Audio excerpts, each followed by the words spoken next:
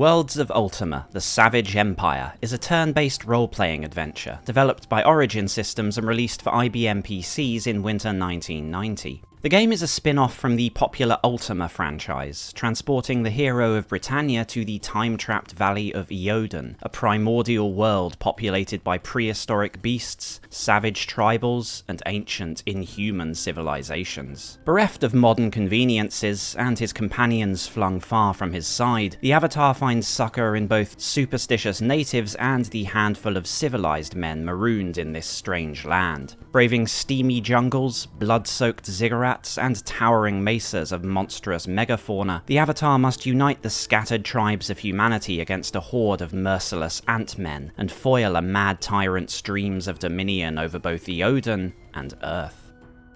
The Savage Empire was built upon the same engine and gameplay mechanics as 1990's Ultima 6, The False Prophet, and released less than a year after its progenitor. It thus utilised the same top-down perspective, icon-driven interface, and accessible turn-based combat, and took place in a semi-open world filled with monsters and NPCs. Where it differed from Ultima 6 was in its emphasis on puzzle solving, interaction, and narrative, without the pretense of trying to match the scale or complexity of the mainline Ultima series. Origin marketed the Savage Empire not as an alternative to or replacement for the Ultima games, but as a novel, albeit familiar, interquel adventure that would occupy fans until the release of Ultima 7. The Savage Empire received mixed to positive reviews upon its release, applauded for its icon-driven control scheme, production values, and background lore, but viewed by some as simplistic and lacking in ambition compared to the series as a whole. VGCE magazine gave Savage Empire 9 out of 10 and assured Ultima fans they would not be disappointed with the game, praising its richly developed setting, intuitive controls, VGA graphics, and quality soundtrack, saying it was an indispensable new entry in the franchise. Compute magazine agreed, stating that Savage Empire was better looking, more responsive, more forgiving, and more involving than Ultima 6, concluding that it was an auspicious start to the Worlds of Ultima product line. Gameplayers magazine concurred and said that with Savage Empire, the spin-off series was off to a flying start, lauding its vibrant environments, beautiful menagerie, and well-crafted setting, and awarding it the Fantasy Role-Playing Game of the Year award at the 1991 Consumer Electronics Show. A less enthusiastic review came from Computer Gaming World's Dennis Owens, who felt that though Savage Empire was a vivid and immersive pulp adventure, the magic system was too streamlined and the interface and controls both outdated and unintuitive. Owens argued that compared to rival CRPGs, Savage Empire was an impressive achievement, but as an Ultima title it fell short, signifying that Origin Systems no longer stood for innovation, and that the series had become too derivative of itself. One of the most negative reviews came from Ian Marsh of Strategy Plus, who argued that Savage Empire had failed as both a CRPG and as an adventure game. Though Marsh felt that the game's interface and controls compared favourably to rivals, he was disappointed by the shallow NPC interaction, tedious exploration, limited reactivity, and lack of role-playing, asserting that Savage Empire would not hold the player's interest for long. Internationally, the game was generally well received, for the most part. Germany's Actuella Software gave Savage Empire 9 out of 10 and called it both beautiful and fun, though perhaps a little too close to earlier games and burdened with a frustrating save system. Italy's Video Game and Computer World gave Savage Empire 8 out of 10 for its stunning graphics, compelling gameplay, and memorable characters, complaining only of the high system requirements and the code word-based copy protection, which the magazine felt was a little challenging for players not proficient in English. Their compatriots at PC Review were not so impressed, arguing that though Savage Empire was a good introduction to the genre for newcomers, it was too simplistic and easy for classic role-playing fans, a symptom of the Ultima series moving away from complex CRPG systems in favour of entry-level adventures. A second Worlds of Ultima game, Martian Dreams, was released in 1991 to similar scores as its predecessor, but neither game was a major commercial success. Origin elected not to continue with the Worlds of Ultima series, though various Japanese home computer ports of Savage Empire were released between 1992 and 1995. In 2012, the Savage Empire was put up on GOG.com as a free download, and remains available as of April 2023. Today, the Savage Empire is generally regarded as a curious but wholly unremarkable offshoot to the Ultima franchise, a moderately interesting experiment that is neither especially lauded nor particularly loathed. The game has nevertheless drawn the attention of some modern commentators for its unusual blend of adventure/CRPG gameplay, colonial pulp jungle romance setting, and overall place in the history of the Ultima series. In this video, we'll take a look at the circumstances surrounding the game's development, how it looks, sounds, and plays, and finally its story and setting. Keep watching to learn about the background and context in which Worlds of Ultima was made, or check the timestamps below and skip to whatever part of the video interests you. With all that said and done, let's head back to the days of Origin and Ultima 6, and learn how and why the Savage Empire came about.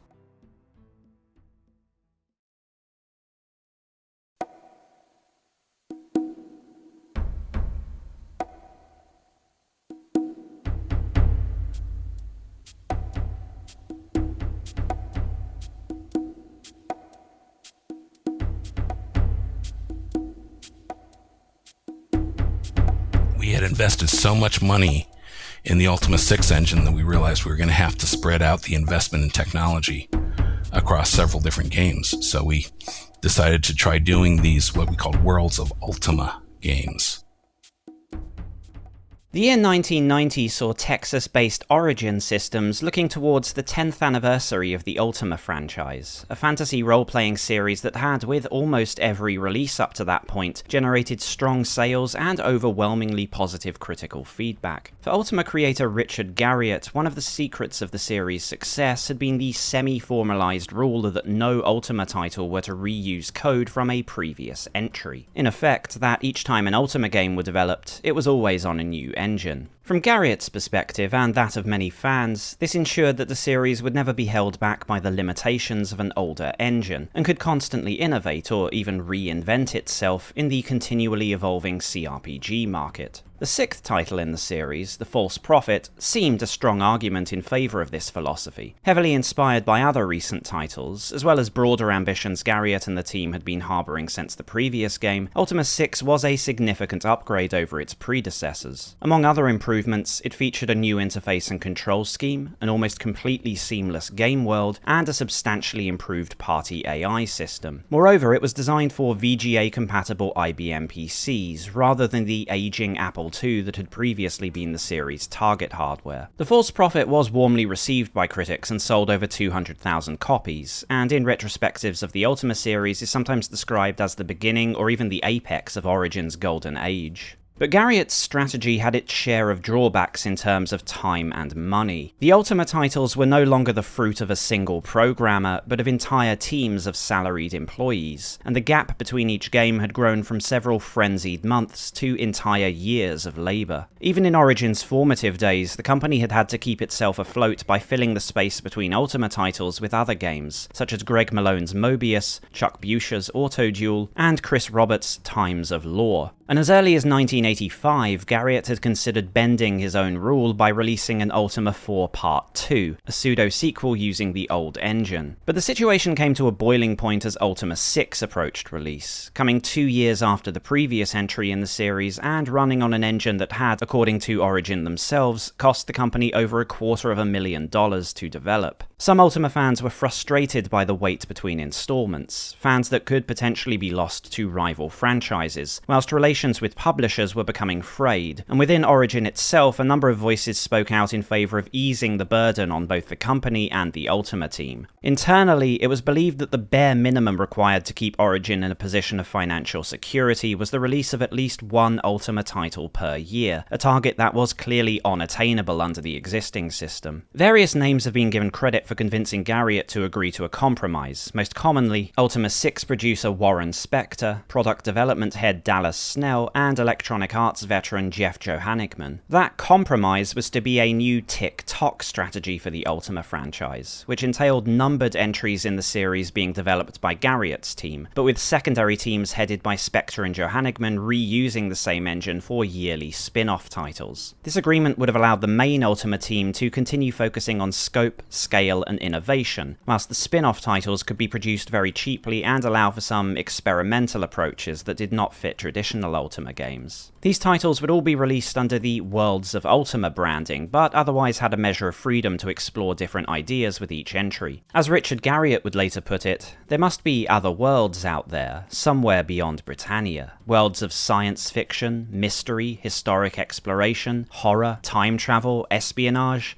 The possibilities are endless. Could Ultima take us there? A variety of themes were discussed as potential settings for the first game, with the two leading contenders being a Lost World concept and a steampunk Victorian ensemble piece. There are conflicting accounts as to who suggested what and why the two producers took on their respective roles. Both Spectre and Johanigman agree that Spectre had come up with the Lost World idea, but Spectre also takes credit for the Victorian adventure. Johanigman, however, states that it was he who wrote the script for the latter. Similarly, Johanigman recalls that by a quirk of timing and convenience, he became the producer for the game bearing Spectre's idea, whilst Spectre would later head up the project inspired by Johanigman's script. Conversely, Spectre states that he had the option of working on either the first or second ideas, and specifically chose the latter because it was more interesting to him. In any case, the two accounts converge after this point, with Spectre submitting a 20-page design document for a jungle romance game. This was, as Spectre put it, the beginning and the end of his involvement with the project, and Johanigman moved forward with production under the tentative working title of Valley of the Dinosaurs. The name was apt, as the first Worlds of Ultima title would draw heavily from the Lost World stories of the late 19th and early 20th century. Described by Origin as Jules Verne meets Edgar Rice Burroughs in an Arthur Conan Doyle production, the game would mix Victorian science fantasy with the pulp adventure comics and Hollywood movies they had inspired, a blend of King Solomon's Mines and Doc Savage. Although the title would be marketed as a Lord British game, with Richard Garriott credited as executive producer, the primary creative leads would be Ultima 6 writer Stephen Beeman, who took on the role of director, and tabletop RPG designer Aaron Alston. The remainder of the team were mostly veterans of Ultima 4, 5 and 6, as well as longtime Origin artist Denis Loubet and Wing Commander composer George Alistair Sanger. An unexpected addition to the team came in the form of Professor Karen Bell, who was consulted for her expertise in anthropology and archaeology. How closely this group hewed to Warren Spector's original script is unclear. In a 2013 interview with RPG Codex, Spector speculates that Alston, who passed away in 2014 and is credited for writing and world building, likely threw out much of Spector's design document. True or not, Alston was hardly in need of assistance in crafting a pulpy Lost World adventure. Among the designer's many tabletop achievements was 1985's Lands of Mystery, a supplement for the 1930s comic book hero role-playing game Justice Incorporated. Lands of Mystery was an extensive primer for game masters who wanted to set their next adventure in a Lost World romance setting, providing world builders access to the accumulated fantasies of 50 years of strong-jawed heroes, jungle princesses, and evil emperors. And this was not the end of Alston's love affair with prehistoric pulp, as concurrent to the development of the Savage Empire, Alston was working on the Hollow World campaign set for TSR, which provided all the tools necessary to transport Dungeons & Dragons players to Pellucidarian worlds of lizardmen and prehistoric tribals. Alston's sourcebooks offered countless possible quests and characters that could be integrated into pulp adventures, among them a few suggestions for adapting the male-centric jungle romance for players of the fairer sex. But a female protagonist, an option that had been available to Ultima players since 1981, was not a feature that would make it into the first Worlds of Ultima. The circumstances surrounding this omission are surprisingly murky, discussed in depth in Andrea Contato's 2019 book Through the Moongate. In interviews with Johanigman, Garriott and Beeman, the latter now living as Siobhan Beeman, various reasons are given for the decision to focus on a pre-set male avatar, ranging from production costs to incongruity with the source material and even to self-censorship. Contato claims that, as a romance with a tribal princess was central to the plotline, Origin did not want to court controversy by pairing a princess with a female avatar. Siobhan Beeman is directly quoted as stating the following: Quote, "The decision was made as a team to limit the avatar's gender so as to avoid the negative press a lesbian romance would have provoked." End quote. Conversely, Jeff Johanigman attributes the decision to cost-cutting measures, as well as the perception that Lost World stories of the era were primarily male fantasies. Richard Garriott also cited production costs as the primary factor, pointing out that up until Ultima 6 there was little to differentiate male and female avatars, adding that the cost of creating new art and rewriting dialogue would have eaten into the project's small budget, and potentially required more floppy disks to store the extra content. Garriott is further quoted as saying that a female avatar could have been accommodated had somebody on the development team spoken up in favour of it, but, as Beeman admits, none did.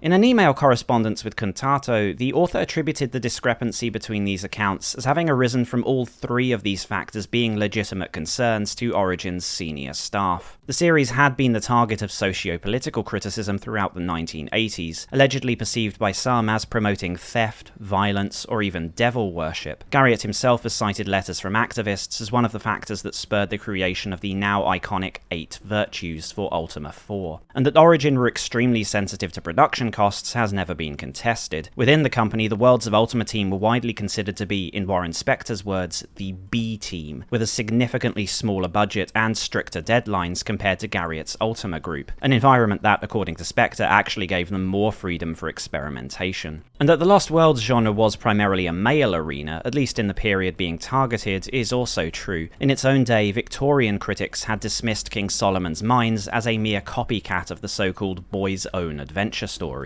But if the B team hoped these cuts would ensure a smooth ride through production, they were to be disappointed. Origin coder Mike McShaffrey vividly recalls that upon arriving at the company for his first day of work, he passed a whiteboard in the Savage Empire office with the ominous message, 84-hour work weeks, mandatory. McShaffrey recalls that Origin had a company award, the 100 Club, for anyone working over 100 hours per week, a club that was not particularly exclusive at Origin. There was also some jostling for resources with other Origin projects during development. Beeman, for example, was temporarily moved to the Wing Commander team, who in exchange were to loan programmer Ken Demarest to Savage Empire. Origin's ambitions for the Savage Empire were relatively modest, but at least some technological improvements over Ultima 6 were expected, including monster animations, the opening cinematic, and in-engine cutscenes. This tight schedule meant a few vestigial remnants of Ultima 6 were left in the game, most noticeable being unused helmet, footwear, and ring slots, and via hacking, access to a hollowed-out version of the Realm of the Gargoyles from False Prophet's endgame. Still, even if portions of Savage Empire's development were, as McShaffrey put it, torturous, some had fond memories of the project. Johanigman, a longtime veteran of the industry, told the Retro Hour podcast that the Savage Empire was perhaps the best experience of his career, citing the team's remarkable skill and passion, in particular Aaron Alston, who Johanigman called a delight to work with. Unfortunately, Origin's sales department did not view Savage Empire quite so positively when it hit shelves at the end of 1990. Although the game scored reasonably well, it was generally agreed to have been a financial disappointment. In a 1993 interview, Warren Spector stated simply that Worlds of Ultima did not perform to expectations. In his 2013 interview with RPG Codex, he was less diplomatic, saying it did not sell worth a darn. Whilst in Through the Moongate, Siobhan Beeman recalls a figure of around 40,000 copies for Savage Empire, less than half of Ultima 6's sales. Despite this, the series was given a second chance, and in 1991 production commenced on a second title, Martian Dreams, with Spector as producer. Around the same time, Origin's internal newsletter announced that Robert Garriott had returned from Japan after negotiations with Pony Canyon and FCI, with the subject of discussion being redesigned versions of the Savage Empire, Martian Dreams, and the upcoming Ultima 7 for the Super Nintendo console. The results of this deal would not be seen for some time, but in the interim, ports of the Savage Empire appeared on the Nippon Electric PC-98 and Sharp 68,000 home computers. Back in America, however, the Worlds of Ultima series was effectively over by this point. Martian Dreams, which was released in 1991, did not do well, and though Warren Spector began work on what he called a third Worlds title, Arthurian Legend, this was cancelled and the series abandoned in favour of other Origin products. Origin were blunt about the reason for this move, stating in the March 1992 edition of their internal newsletter that though both Savage Empire and Martian Dreams had been critically acclaimed, sales were, quote,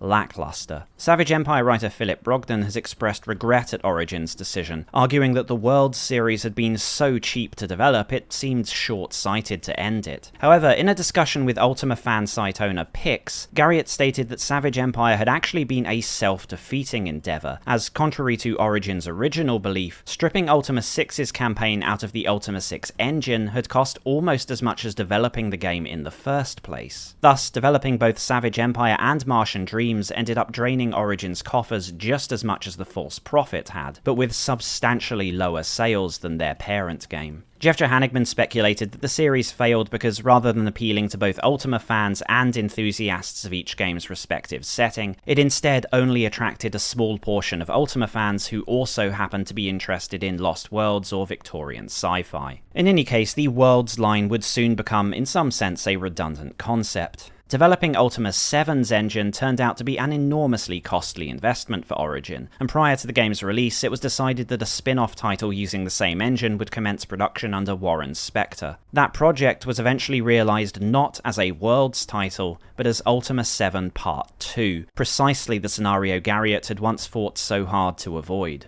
Despite the Worlds brand being discontinued, Savage Empire would resurface several times over the next few years. Firstly, the deal struck with Pony Canyon and FCI had not been forgotten, and in 1995 the Super Nintendo version of Savage Empire was delivered to fans in Japan. The game was effectively a complete remake of Savage Empire built upon the engine of Ultima 7's SNES port, made in fact by the same team. Like the Black Gate port and the console-exclusive Runes of Virtue spin-offs, Savage Empire SNES played more like Zelda and similar action RPGs. Although the game was designed at Origin and an English language release previewed in EGM magazine, the relationship between FCI and Origin ended, and the SNES title was never officially released outside of Japan. According to Wing Commander historian Ben Lesnick, both the Japanese and English versions were finished and submitted to reviewers, though as of writing the latter has yet to surface.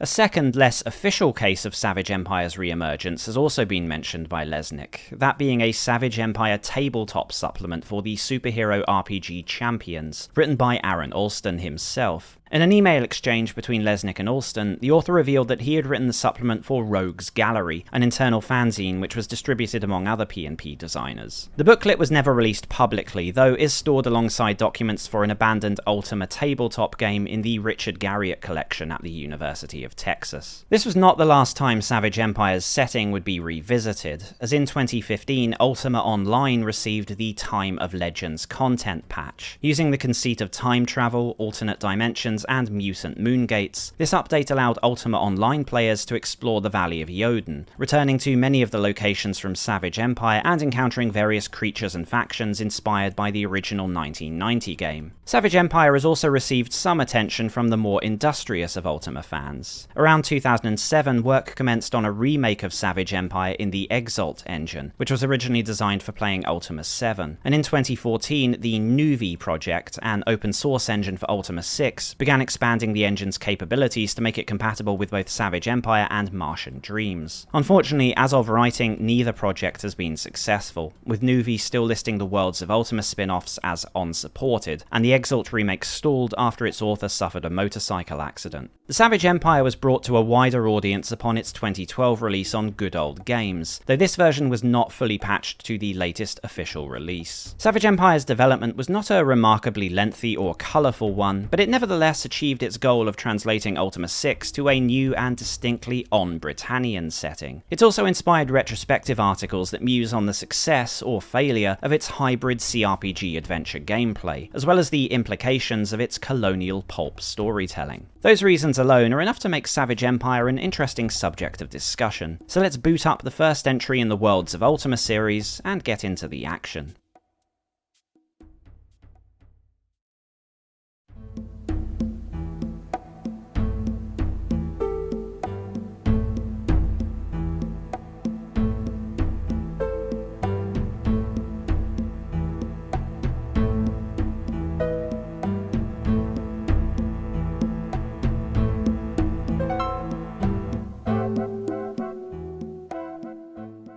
Prior to starting the campaign, Savage Empire asks the player to create their character, a simpler process than in previous titles, since the avatar has already been established as a heroic square-jawed white hunter. Rather than choose their sex, class, or appearance, players are introduced to the shaman Intanya, who poses a series of moral quandaries. The player's responses to these result in extra points being distributed to their strength, dexterity, or intelligence, the latter of which is fairly unimportant to the avatar due to lacking spellcasting abilities. With this short diversion out of the way, the player is introduced to the story so far. Savage Empire opens with the hero of Britannia flung through an interdimensional moon gate, accompanied by two unwilling fellow travellers, the esteemed Dr. Elliot Archimedes Rafkin and the somewhat less estimable muckraking journalist Jimmy Malone. Upon their arrival in Eoden, the avatar rescues the beautiful jungle princess Ayella from a marauding pterodactyl, but the group are attacked by the vicious Yulari tribe and their brutish chieftain Dardan, who kidnaps Ayella and leaves the avatar for dead.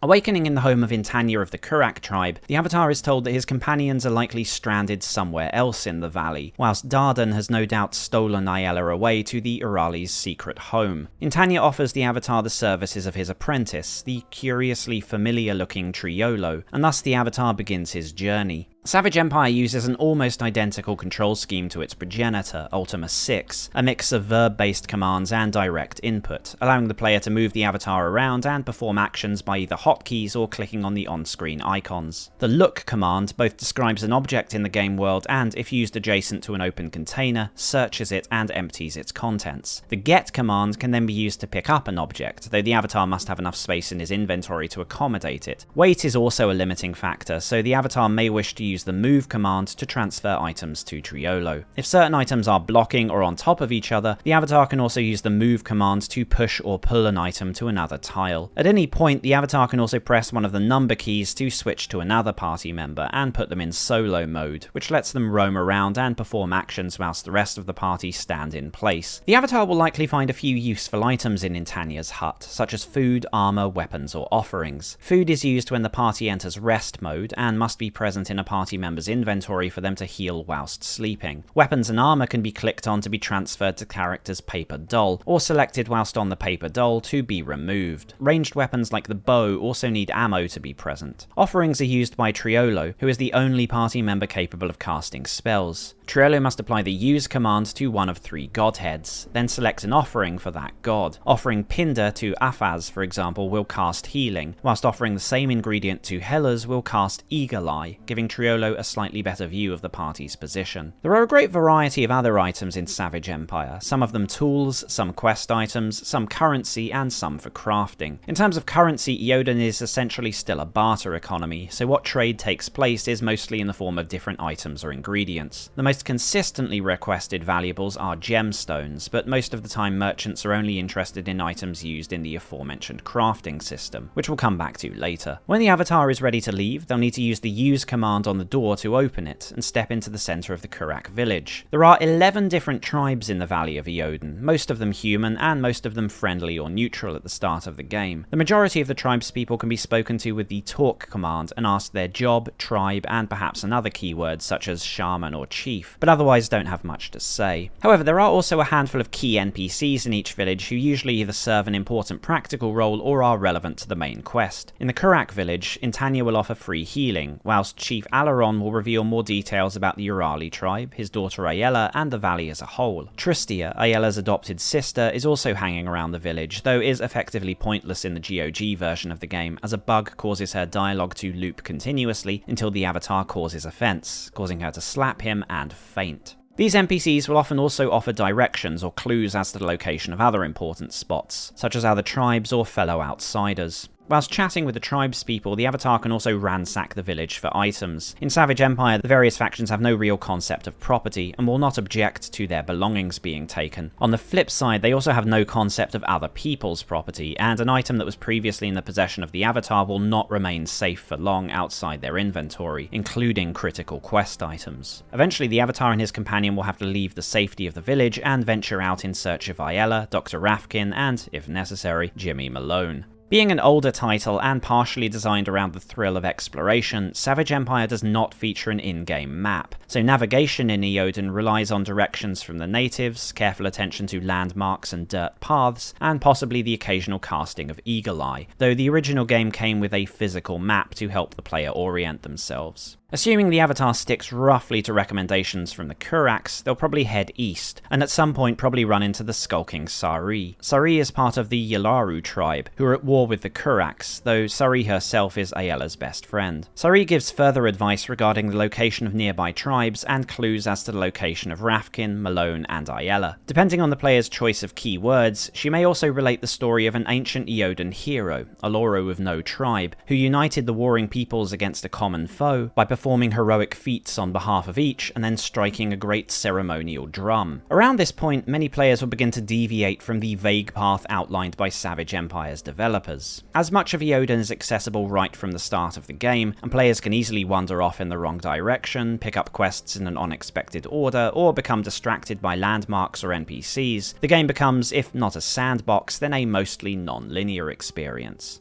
The hubs of Savage Empire are the various tribal villages, almost all of which have some task that needs completing. The Barako, for example, are menaced by a family of violent silverbacks, who have apparently kidnapped the chieftain's daughter. And the Barab heir lies dying in his home, in desperate need of a rare bulb that lies atop the tallest of the three great mesas. In a handful of cases, the tribe has no immediate request, but offers vital information regarding the Avatar's quest. The Pindiro, for example, speak of another outsider with strange clothes and some magical stick that kills from afar. Sometimes the tribal quests are relatively straightforward, such as the Laru's requests that the Avatar deliver them 10 obsidian swords. Others require special items that must be acquired from far-off places or crafted by the Avatar. Crafting is another important mechanic in Savage Empire. For example, the Hakur tribes are being hunted by giant spiders and ask the Avatar to enter their caves to cleanse them and retrieve the shield of the chieftain's son. But the spider caves are draped in sticky webs, which immobilize anything moving through them and block access to the deeper parts of the caves. To deal with these, the Avatar needs fire of sufficient intensity to burn the web away. Dry sticks will hardly do, and with no ready supply of torches at hand, the Avatar has to create his own. Making a torch requires a variety of items from across the valley, starting with branches torn from nearby trees. The branches must be wrapped in cloth strips, but cloth is a relatively uncommon item in the valley, and must either be looted, traded for, or created from other items. Thus, swaddled in cloth, the end of the unlit torch must be soaked in tar and ignited. Unfortunately, tar pits are only found in specific locations, none adjacent to the spider caves, and a torch only lasts a few minutes after being lit. The solution is a portable source of tar, which poses the question of where to store the tar. Fortunately, when the Avatar and his companions were torn from Earth, a portion of Professor Rafkin's laboratory came with them, which currently resides near one of the tar pits. Here, the Avatar can find a metal bucket, which can be used to store around 10 helpings of the precious tar. Thus armed, the party can return to the spider caves and begin their dangerous work. This is just one example of how many of the Savage Empire's quests are somewhat akin to puzzles, requiring a good deal of environmental exploration, critical thinking, and interactivity. Some puzzles are simpler than others. A fire axe found in the laboratory can be used to cut down a tree to form a bridge, for example. Others have multiple solutions. But in the course of their heroic duties, the Avatar will inevitably run into aggressive wildlife and Urali tribesmen. Common types of the former range from snakes and small lizards to large predatory bipeds, pterosaurs, oversized mammals, and serpent women, whilst hostile natives are armed with blowguns and poisoned darts. Combat in Savage Empire is again very similar to Ultima 6, being turn-based and revolving around melee, ranged, or magic if Triolo is present. Players simply ensure their weapons are equipped and click on the enemy they want to attack. Statistics for weapons and armor are not listed in-game but are relatively straightforward, with most smaller weapons doing poor or average damage, somewhat improving with the spear, and reaching a peak with the obsidian sword or fire axe. Armor-wise, cloth is poorest, bark is slightly better, and leather is best, whilst shields start with bark and go all the way up to Stegosaurus scales, with a special variant appearing later on. With a handful of exceptions, there's no apparent variation in how effective these weapons and armor are against different enemy types, beyond their raw stats, but both the player and enemies can also inflict the poison debuff, which will cause damage over time. Another special class of weapons, a type that intersects with the game's crafting mechanics, is the modern variant. Bombs and rifles are almost completely unknown in Eoden, but with access to the laboratory and other special materials, the Avatar will eventually learn how to craft them. The source of this special knowledge is Professor Rafkin, who can be retrieved from the Yularu village. Rafkin is one of a handful of NPCs not classed as primitive or native, which means he can use both tribal weapons and advanced technology like firearms. On top of this, Rafkin and one other potential party member are experts in various fields of science and geology, meaning Rafkin can facilitate the gathering of potassium nitrate from mineral formations, an extremely valuable crafting material. Another stranger in this strange land is of course Jimmy Malone, who is not quite as knowledgeable as Rafkin, but will keep track of the Avatar's search for Ayala and services to the tribes in his notebook, which serves as a sort of main quest log. Almost all the other party members are natives, who are unable to use modern weapons, but are nevertheless usually skilled combatants. Docre the Fighter, for example, or the Hunter Shamuru. Most party members, including the Avatar, start at an advanced level, so it's rare to see them level up. When they do, they are visited in their sleep by a strange vision and must choose one of 3 spirit animals, the bear, jaguar, or monkey, to increase strength, dexterity, or intelligence, plus a small boost to their hit points. In some cases, these party members will refuse to aid the Avatar based on certain factors. The Hakur warrior Ugyuk is a potential companion, but has a contentious history with Docre, and the two will refuse to work together. This covers the basics of gameplay in the Savage Empire, as the player will naturally find themselves drawn to visiting all the different villages, gathering companions, interrogating the natives, and engaging with the crafting system to find a means of bypassing obstacles and fulfilling quest objectives. Eventually, the broad outline of the player's ultimate goal will become clearer, that being to rescue Ayala, convince the tribes to unite under the Avatar, and reclaim the valley from monsters. This not insignificant quest will take place almost exclusively in the wilderness and settlements of Eoden, with occasional trips into the caves. But there are 2 large dungeon maps, both of which must be visited as part of the main plot. One is the home of the ant-like Myrmedex, which can be entered from multiple access points across the game world so long as a rope is available. There's not much value to such an excursion, as the Myrmedex are highly aggressive and spawn in large numbers anywhere close to their homes, effectively making them a recurring not-so-natural hazard, or soft power level cap until the game's finale. The second mega dungeon, the Lost City, is only accessible during a certain part of the main quest. Like the Myrmedex caverns, it's densely populated with exotic high-level monsters, but also contains puzzles, several NPCs, and an assortment of items that are difficult or impossible to acquire in the overworld. Among these are powerful healing crystals, the best shields in the game, and advanced anti-Myrmedex weaponry that even the native party members can use. Though the Lost City has its share of dangers, it's worth the party's time to learn what they can from the strange beings willing to talk with them, and gather some of the advanced tools and gear before finishing their main task there. Once the Lost City has been plundered, the valley's dominant tribe, the Nawatula, will be open to aiding the Avatar. Now, all that remains is to conclude any business the party has with the other tribes, equip themselves with their best arms and armor, and prepare for the final battle.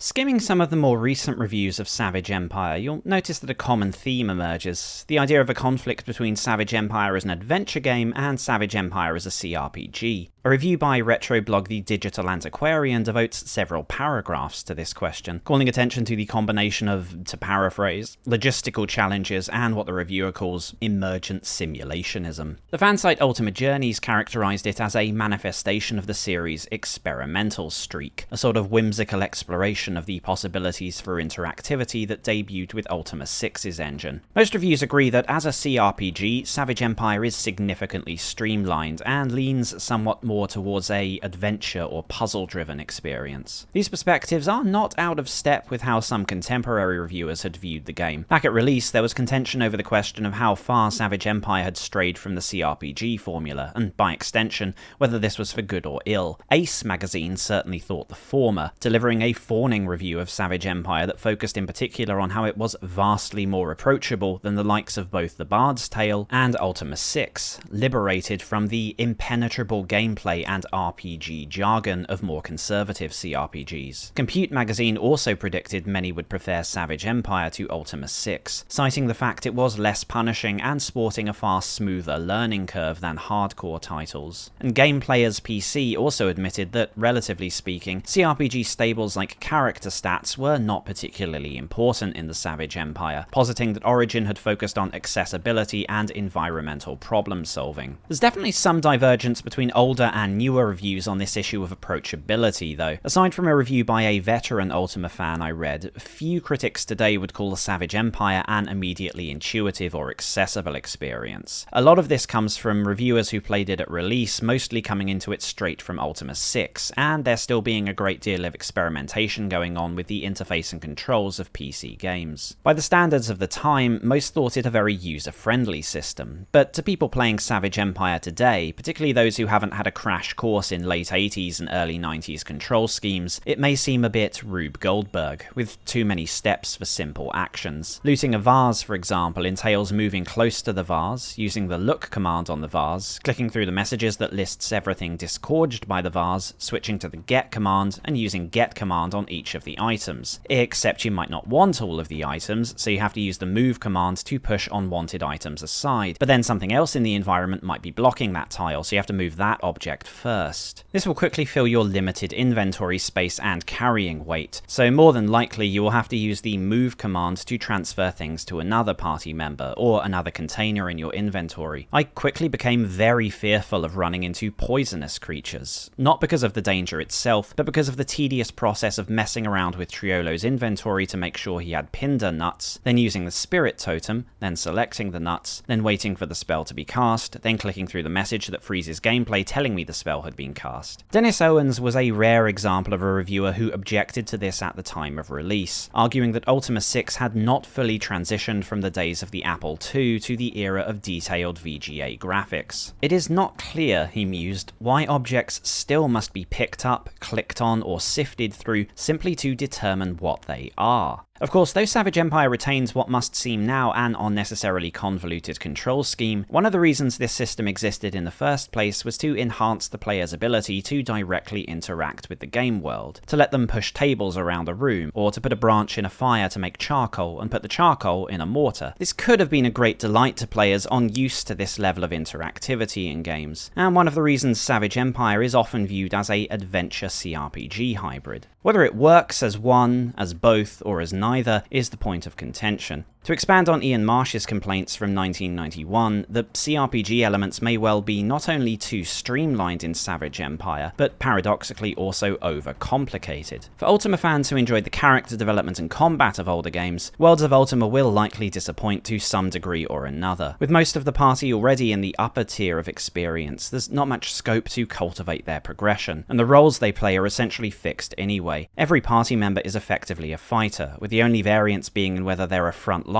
or a ranged combatant. Where there is a unique role for them to play, being a shaman or a scientist for example, this is already fixed at the start of the game. The idea of some party members being classed as modern and others as primitive is an interesting concept, but doesn't really change anything other than who gets the guns. Party members having more unique skills, in or out of combat, would have helped make them feel more valuable. One of the most obvious missed opportunities is that right at the start of the game, the avatar gains the ability to speak the common tongue of Eoden, allowing them to converse at a basic level with tribesmen, Neanderthals, biped reptiles, and the denizens of the Lost City. Something as simple as individual party members speaking different languages would have gone a long way to defining both individual party members and the different tribes. And one could easily imagine a Might and Magic-esque system of certain party members being able to lead their companions through different terrain types, some through thick jungles, some over swamp tiles and such, with unique rewards tied to accessing these areas. As it stands, the only significant differences of note are in the cases of Triolo and the two professors. The only other differences lie in minor variants in the party's combat roles. Considering how simplistic the combat is, this isn't much of a consolation prize. With the exception of the T-Rex, who isn't really meant to be fought directly, and the Endless Myrmidex, who are more of an environmental hazard, pretty much everything in Eoden can be taken care of without too much consideration consideration. Doesn't matter if it's a snake or a silverback, right from the start of the game, your party is already a fearsome fighting force. Although it's still worth doing the bare minimum to improve your arms and armor, anything short of the highest tier of weaponry is easily acquired within the first hour or so of playing. Short bows, spears, and stegosaurus shields can be picked up from some of the closest settlements, and the powerful obsidian swords are literally just lying around on the floor in the central hub. I don't think I even bothered swapping out anyone's weapons until the last quarter of the main quest, when you stumble into the anti-Myrmidex gear. This makes the turn-based combat seem somewhat inessential to the experience. It could be removed entirely and would make very little difference to one's enjoyment of the game. It's not fun, and it's not tactically engaging, because even if you set every party member to direct control, there's no reason to really use any tactics. Since combat is so shallow, power levels of limited relevance, and gear nigh meaningless except for anti-Myrmidex weapons, many activities in Savage Empire feel empty and anticlimactic. You didn't really win any of the fights so much as click through them. You don't feel rewarded with equipment or gemstones because they hardly matter anyway, and concluding a combat-driven quest is more of a formality than an achievement. The irrelevance of arms and armor in turn devalues the crafting side of the game, which is itself in danger of testing the patience of some players. Some of the most complicated recipes in the game are those for gunpowder, makeshift rifles, and bombs, as they require a variety of ingredients from across the valley, some of which themselves can only be harvested with a specific tool and party member present. Precisely because of how difficult they are to make and how valuable the ingredients required are, the average player may well never actually get round to making any of them,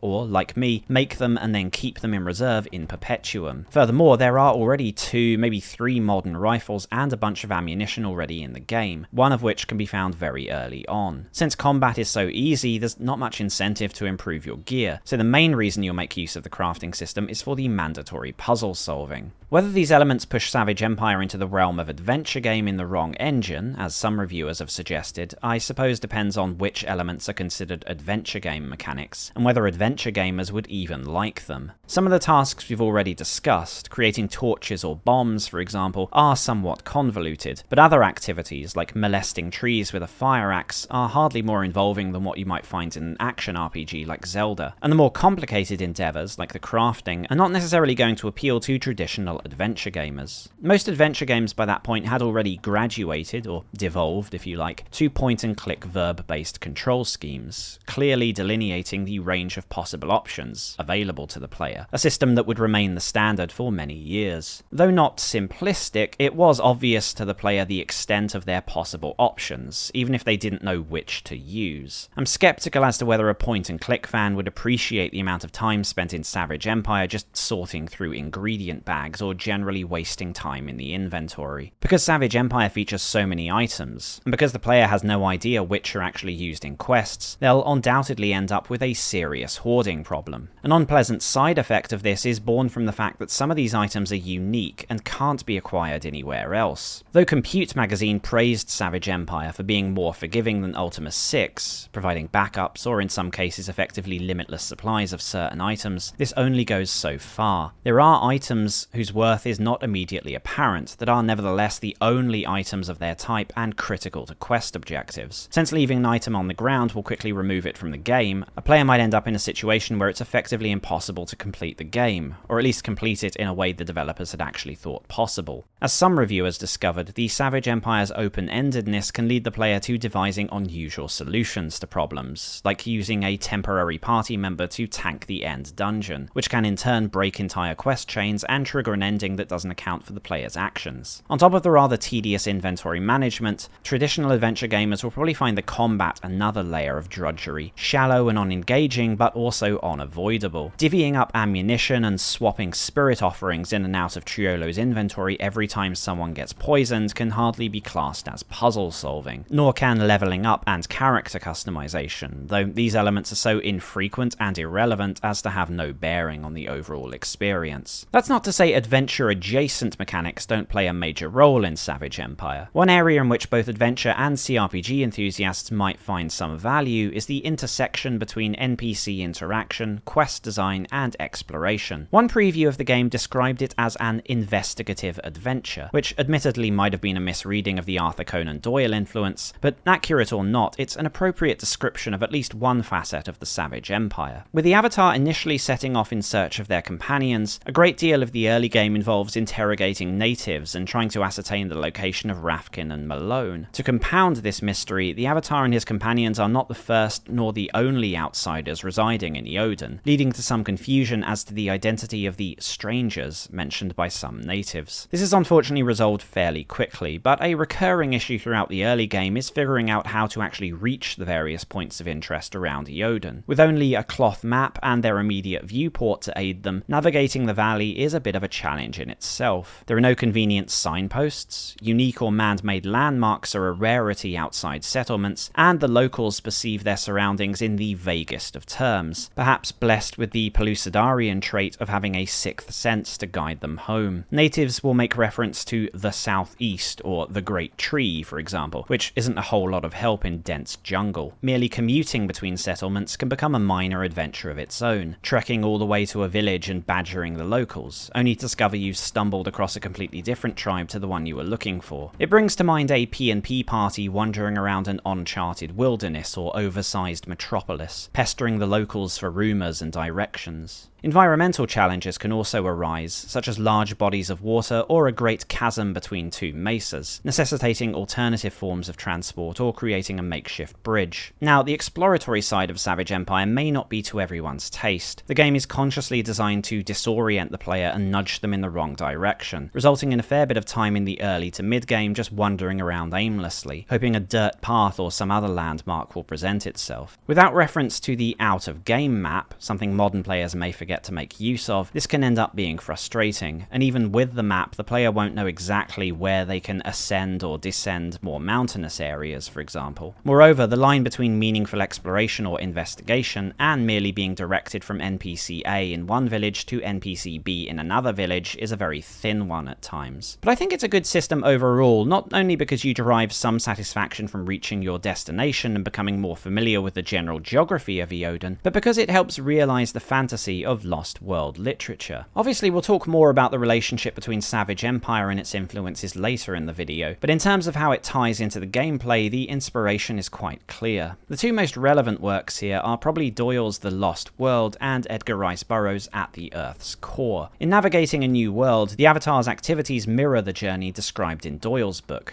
ranging from how his protagonists overcame environmental challenges to how the unique talents of each expedition member came into play. Initially, the arrogant Professor Challenger leads the way, but is later persuaded to defer to the local guides, who in turn give way to the white hunter John Roxton, and the boyish Edward Malone eventually comes into his own as well. Due to the threadbare RPG mechanics in the Savage Empire, the differences between party members aren't as pronounced as they could be, but an echo of the Lost World remains. The crafting system is also likely to have sprung from either the Lost World or At the Earth's Core, with survivalism and, more specifically, the application of modern science to primitive environments being a strong theme in Burroughs' novel. From a gameplay perspective, I'm not sure Journey to the Center of the Earth really had an appreciable influence, though some aspects of the resource gathering and crafting might have come from Verne's interest in geology and underground ecologies, especially in the crystal formations and Lost City section. Like some other commentators, I suspect the deep Earth sections of the game were rushed, and probably would have involved more elements from either Verne or H.G. Wells' work, had they received as much care as the overworld.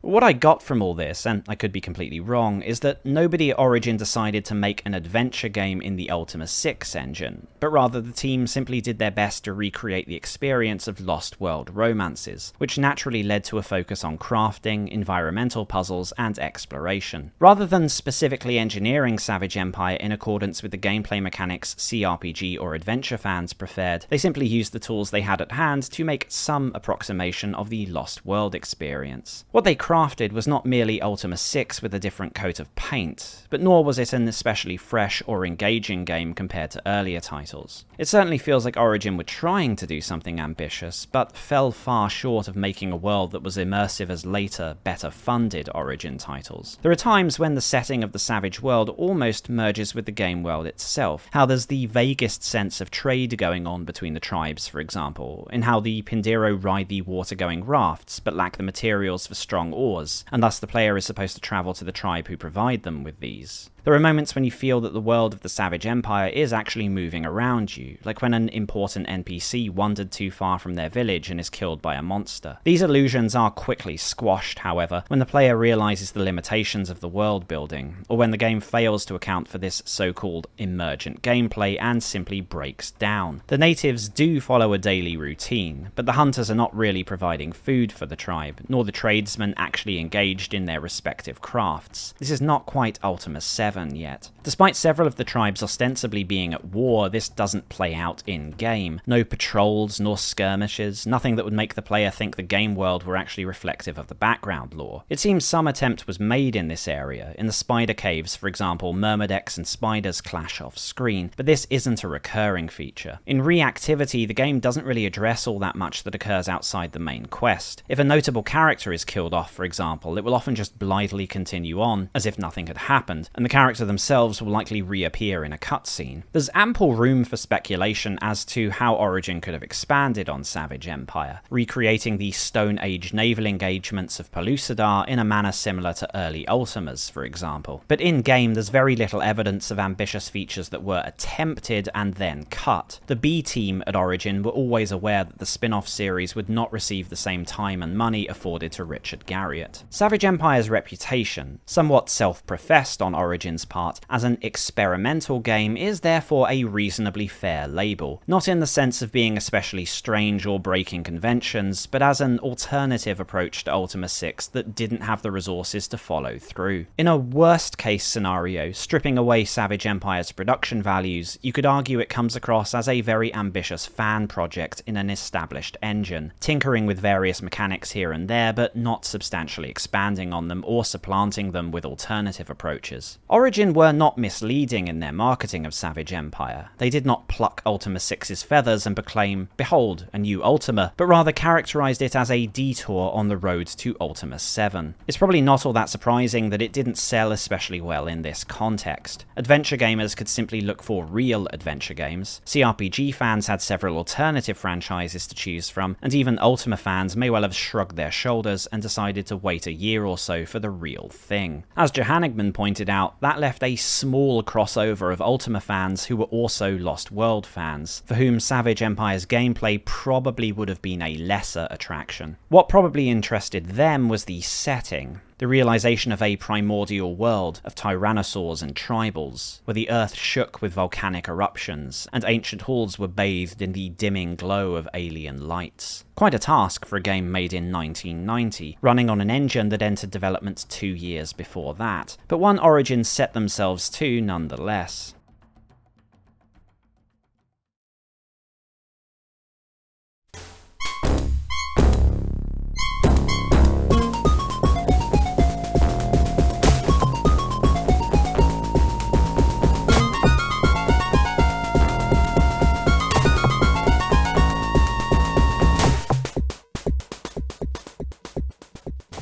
Savage Empire's cover art was handled by longtime Ultima artist Denis Loubet, and quite naturally includes all the usual attractions of the Lost World fantasy: the Great White Hunter, a jungle princess, dinosaurs, ancient ruins, and an unquiet Earth. Loubet has shared a couple of early drafts of the art on Twitter, mentioning that the one pictured here is actually his favourite, and he regrets not using it over the final cover. I can certainly see Loubet's point about one of the drafts looking tighter than the final. It seems to emphasise the key actors, Avatar, Ayala, and the T-Rex a bit better. On the other hand, it does miss the volcano, pterodactyls, and tree line, and the implication of endless lands beyond. Loubet has also mentioned that he had tried to draw the princess, Ayala, as more curvaceous than the sylph-like supermodel-esque figures he was used to. This comment, combined with a reference in the manual to Ayala lacking the pouty, perfect features favoured by modelling agencies, can only lead me to conclude that this is what the average Texan woman looked like in 1990. Loubet's further reference to the emaciated fashion model trope could also be in reference to the Lands of Mystery cover he had made for Aaron Alston in 1985. I was feeling quite clever with myself when I emailed Loubet asking whether the Savage Empire cover cover was an homage to this earlier piece. To my immense disappointment, Liu Bei replied that no such connection existed. Rather, he said that Savage Empire's key art was more broadly inspired by fantasy artist Frank Frazetta, who himself did a number of covers for Edgar Rice Burroughs books and other media sharing similar themes. It's a shame the GOG release doesn't include a high-resolution scan of this art. From what I understand, neither Liu Bei nor any of the fan sites have it either. Although you can find quite good quality scans of magazine ads or the box cover, these are covered by text or packaging art. The only version of the original art I could find was a mediocre quality image on the Ultima wiki, and the editor who uploaded it says he forgot where he found it. Last anyone checked, the original painting adorned the hallway of one of Garriot's estates. But Liu Bei's cover wasn't the only full-page art made for Savage Empire. Black Company artist Keith Burdack did that of the game's manual, which depicts character Jimmy Malone's vision of the Aztec goddess Goatlique, or she who wears the skirt of snakes. But in relation to Savage Empire is basically one of the many serpent women you'll encounter in the valley. A thematically appropriate picture that sadly bears little relation to the actual game. Snake women are just generic enemies in Savage Empire, not crafty temptresses.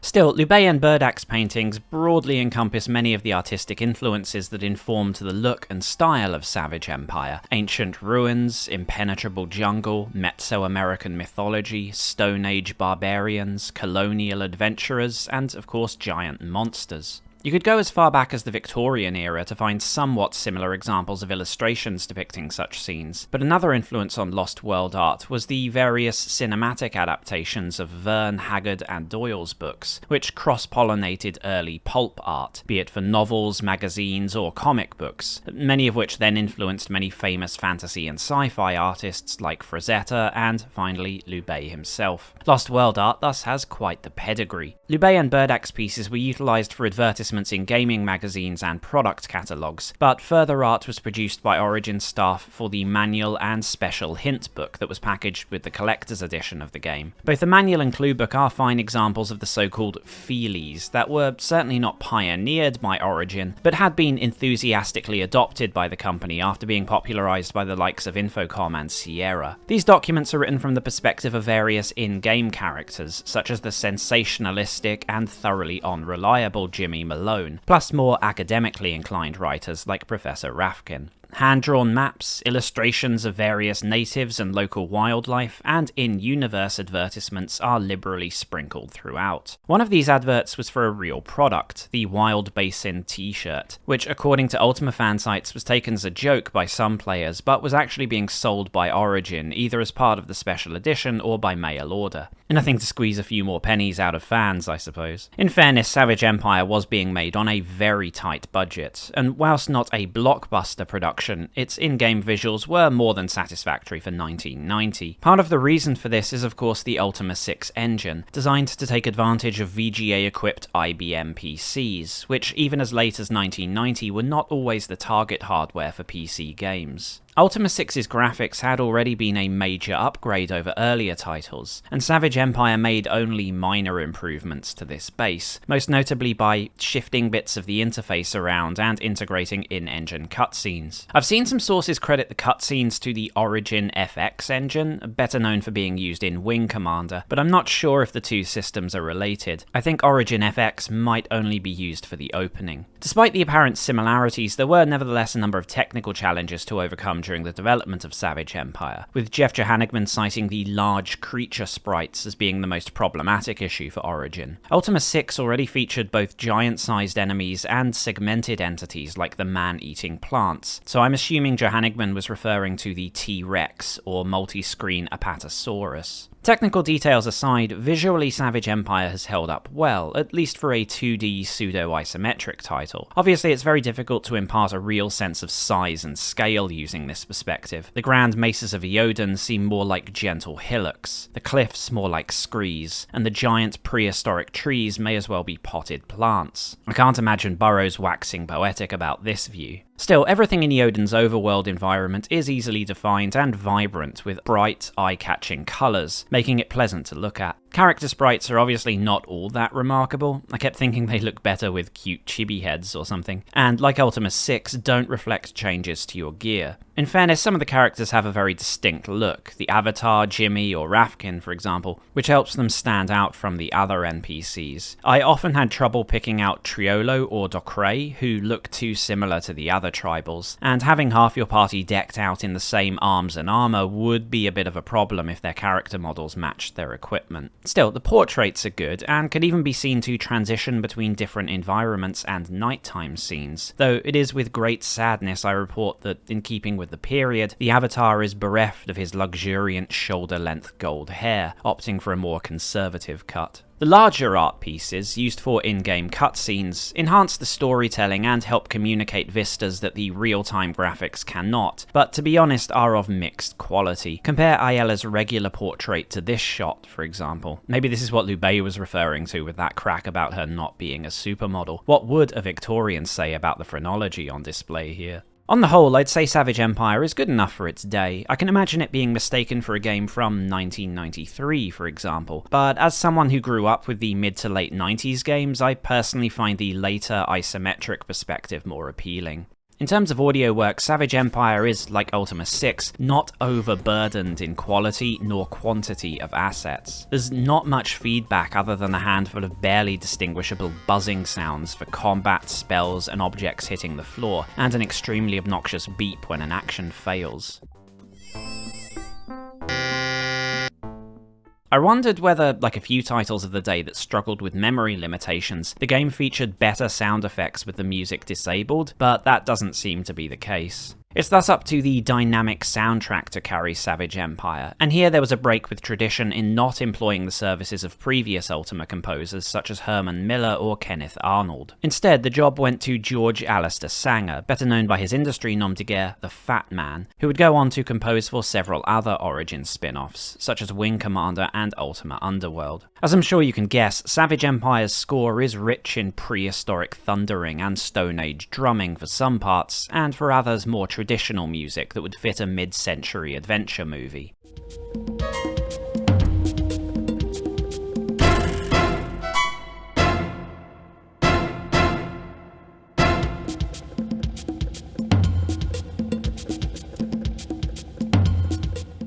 According to Sanger himself, the leading influence on Savage Empire was the 1959 album Drums of Passion by Nigerian artist Babatunde Olatunji, but other tracks were informed by a wide-ranging mix of musical styles. The daytime exploration theme referenced Disney's The Jungle Book, whilst the main theme blended Johnny Quest with Tarzan. An especially unusual case in influence and production is the Ayela theme. According to Sanger, the song was inspired by bachelor pad records he'd listened to when he was younger, and Sanger had originally come up with the lyrics, composed the music around those, and then produced it, minus the words, of course.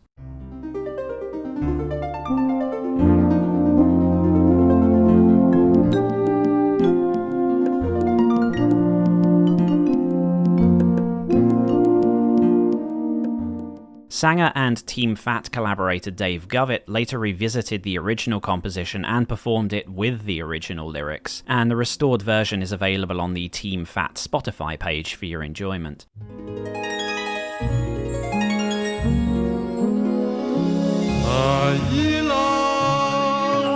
Soft as a flower's underwear. It's impressive how many variations there are for different locations in the soundtrack. The shift in tone that occurs when entering the Lost City, for example, which is labelled as Atlantis on Sanger's track list.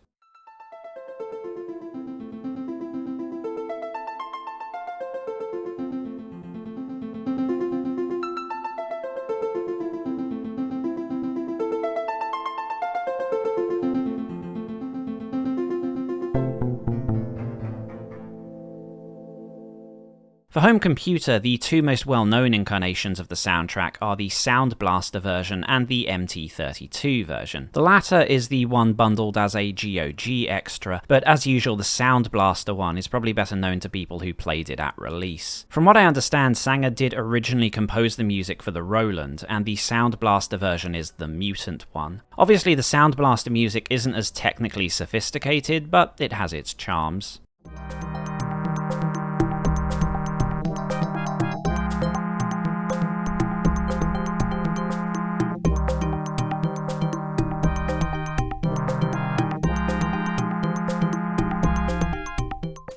subject of different versions naturally leads us to Savage Empire's ports. Disappointingly, the worlds of Ultima games don't have as many interesting home computer adaptations as other Ultimas, such as Ultima 6's fully voiced FM Towns version, but they're worth noting in case that's your thing. As far as I'm aware, Savage Empire was never ported to the Commodore Amiga, despite early promises of such. I believe its predecessor was the last Ultima to receive an official Amiga port. It also took more than a decade for the game to be ported to the Macintosh. It did, however, get 3 different Japanese ports. The first 2, for Nippon Electric and Sharp PCs, are, to the best of my knowledge, virtually indistinguishable from the DOS version, differing only in minor adjustments to the graphics and audio to match the specifications of the Japanese machines. The credits list several new names for additional art and sound. I'm assuming those responsible for modifying the existing assets and creating a few new ones, like the new cover art made for the Japanese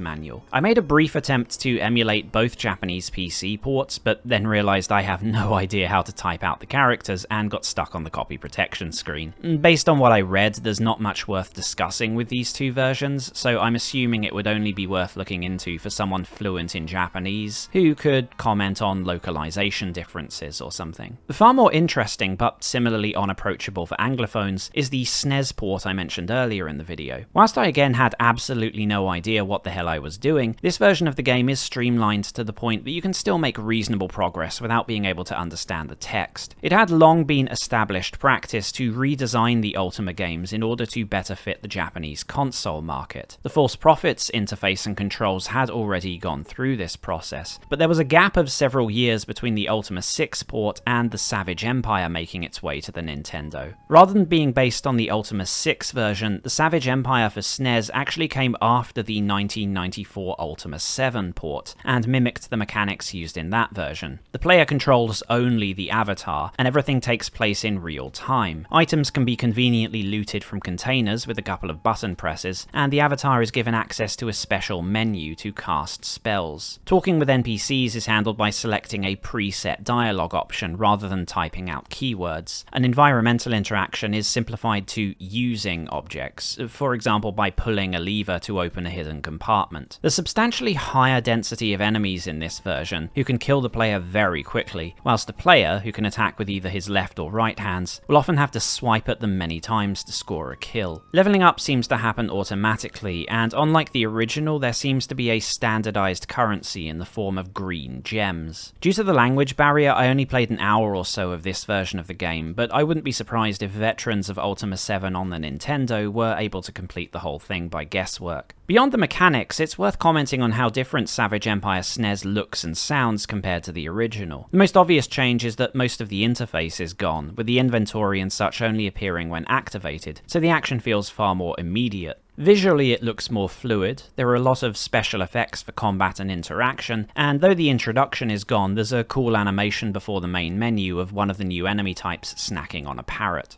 Since I didn't play through the whole thing, I'm not sure whether there's greater or lesser enemy variety than the DOS version, but I certainly ran into a number of enemies that weren't present in the original. It looks to me like the in-game assets are a mix of both the original sprites from 1990 and new graphics, though I think some are recycled from the Ultima 7 port. The audio is also completely different and better quality than the original, though the variety is still somewhat limited, and I imagine you would tire of the repetition regardless of its technical details.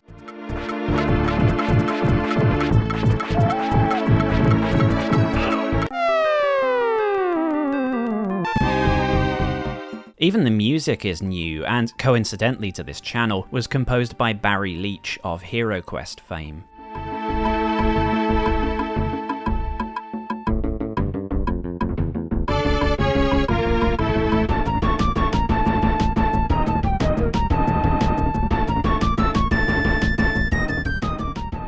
The additions don't stop there, as the manual was also given a facelift, not just to reflect the new controls and mechanics, but to colorize all of the original black and white art from the original manual. As I mentioned earlier, it's not clear whether an English language version of the game ever existed. Some sources state there was, and the pre-release code seems to have been reviewed by a couple of magazines, but others state that it wasn't completely finished. There were a couple of attempts at making fan translations, but they appear to have been abandoned. I'm curious as to how the rest of the game goes, but I wasn't able to find a long play or anything like that. Maybe some Japanese video sites host one. With the original game available on GOG, the Japanese port's not really offering anything unique, and the strange SNES version locked behind a language barrier, there's not much to say about how to play Savage Empire today. Download it from GOG and off you go. The only point worth adding is a reminder that some bugs remain. These can be fixed with Pix's Ultima patcher, which can also be used to help switch to the MT32 soundtrack, if you have that.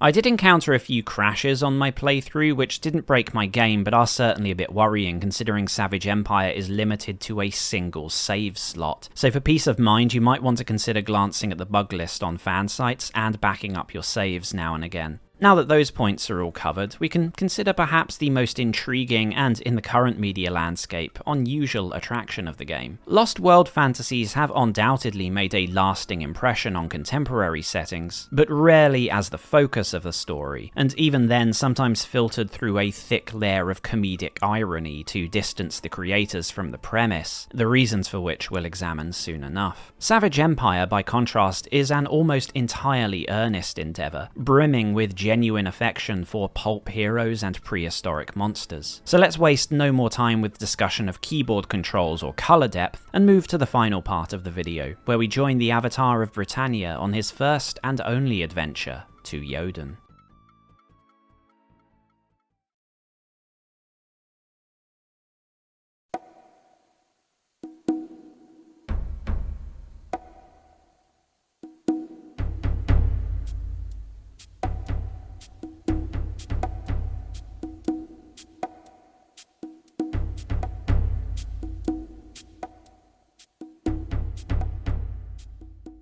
The Avatar sleeps fitfully this night, troubled by dreams of a fantastical land. But these visions are not of the realm of Britannia, nor of his noble companions Duprey the Paladin, Shamino the Ranger, or Yola the Bard. Instead of richly garbed lords and ladies or towering castles of white stone, the Avatar beholds an endless sea of impenetrable jungle. The air is thick and humid, the sky blotted out by a canopy of twisted trees, and all around is the chittering and screeching of unseen inhuman life.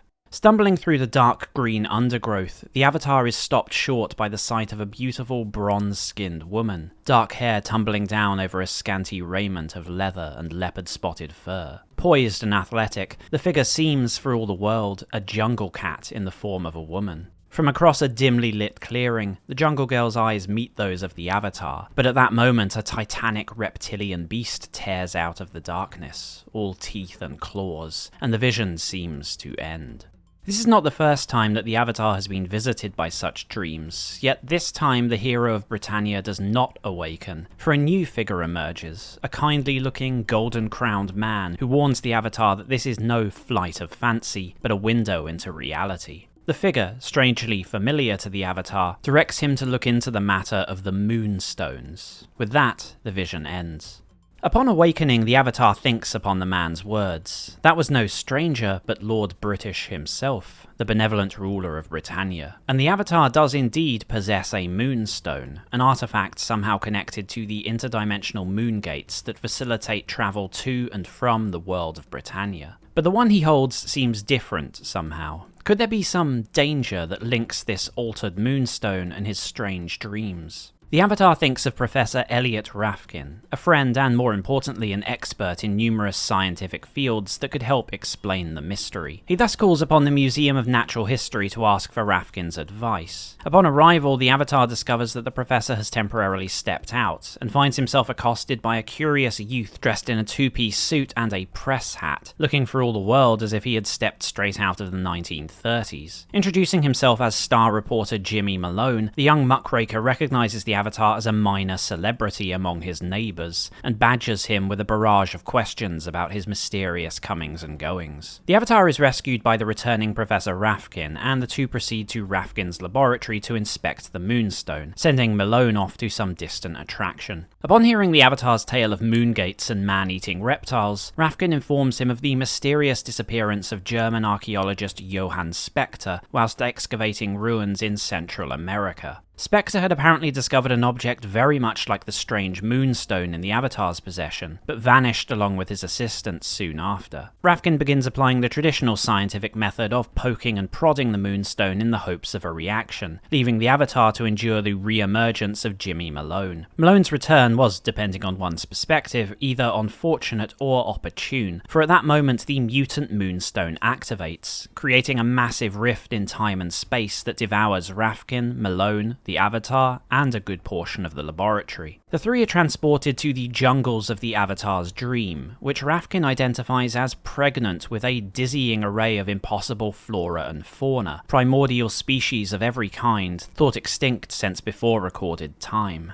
Soon after arrival, they encounter the tribal beauty of the Avatar's dreams, and rescue her from becoming food for a fearsome flying beast. The woman, Ayala, turns out not to be a mere object of admiration for the Avatar, but a participant in the strange visions, for she too was being visited by dreams in which she was rescued from danger by a handsome hero in otherworldly attire. Rafkin, Malone, the Avatar, and Ayala are joined by a number of loincloth and fur-clad warriors, along with a tribal ranger who is in every way a duplicate of the Avatar's old friend Shamino. The man insists he is not this Shamino, but in fact Shamuru, an amnesiac adopted by the Barako clan many years ago, though otherwise seems to share the noble character of his Britannian doppelganger. The Avatar learns that Ayala is a princess of the Kurak tribe, and that the Kuraks and Barako are but two tribes of the prehistoric Valley of Eoden. Eoden houses numerous clans, many human, one Neanderthal, and another intelligent lizard men. Professor Rafkin observes, with barely concealed excitement, that the tribal's speech and dress is reminiscent of the ancient primitive peoples of Earth, that the Kurak's language, for example, seems an ancestor to that spoken by certain tribes of South America. But if the tribes of Eoden are of shared heritage, this fact has done little to improve their relations, for they are disunited and contentious. One of these many tribes, the Urali, were once known as the Hidden Tribe and sought to distance themselves from the other peoples of Eoden, but recently began raiding their neighbours. Ayala is particularly in danger from these raids, for the Urali's new chief, Dardan the Huge, has declared that he will seize Ayala and make her his wife.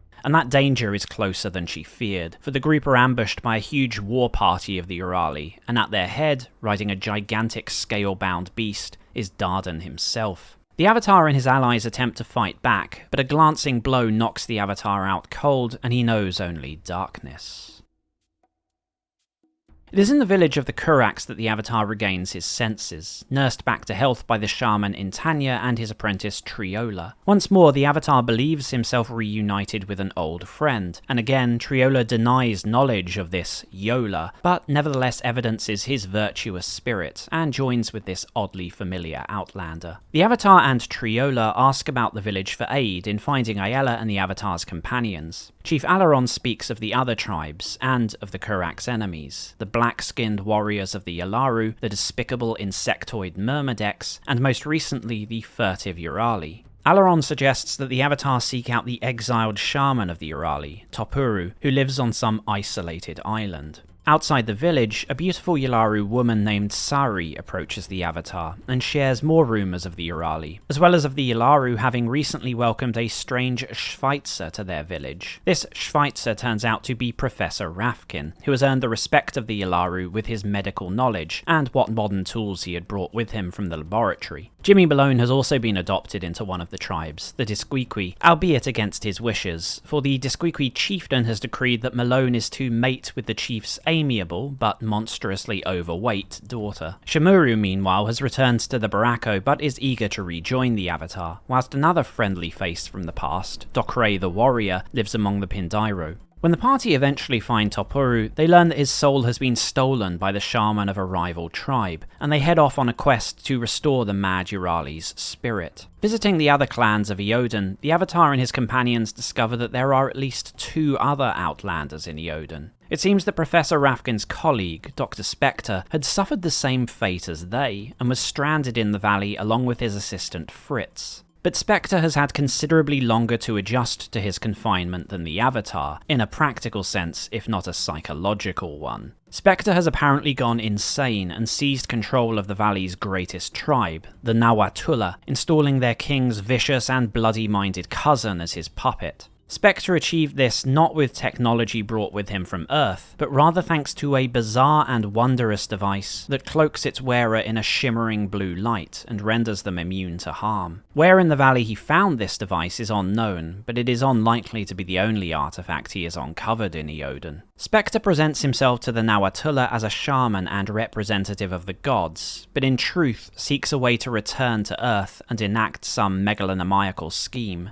Spectre's assistant, however, partially escaped whatever force twisted the spirit of his tutor, and has fled the capital city with a number of important items. While protected by his force field, Dr. Spectre is unassailable, so the Avatar's party must for now focus on healing Topuru. This quest leads them to the caverns of the Sakra, who claim descent from some older race that once lived in a city beneath the earth, a city from which they ruled many other races before facing annihilation in an unknown catastrophe. After returning from the Sakra and healing Topuru, the Avatar heads to the hidden home of the Urali, where he defeats Dardan and rescues the Kurak princess, who is now in possession of a curious gem. Reunited with Ayala and his companions, the Avatar turns his attention to the dangers facing Eoden. From Fritz, the party learn that Spectre was unhinged by his discovery of an underground city, where he encountered technology that far outstripped that of Eoden or even of Earth. In the flickering, unnatural light of that place, Spectre found chemical weapons, strange black staffs humming with energy, giant crystals that could instantly heal the most grievous of wounds, and most stunning of all, legions of mechanical servitors. Spectre believes he can harness the power of this city and turn it to his own aims, meaning it's up to the Avatar to seek out this city and stop him. But even if Spectre's plans are merely the impossible ravings of a madman, all of Eoden faces a more immediate danger. The Myrmidex hordes have been growing in numbers and aggression, and a few natives, like Ayala and Sari, can see that the monsters will one day overwhelm all the tribes of the valley, killing and consuming every living being no matter their clan. It will take a great hero, and the combined power of all the races of Eoden to counter this threat. Only one who can earn the respect of all the people of the valley, from the brutish Hakur to the arrogant Nawatula, will be able to forge an army capable of making war on the Myrmidex. This hero must lead an army to the heart of the Ant-Man lands, and destroy the terrible, corrupting power that lies in the deepest recesses of their labyrinthian home.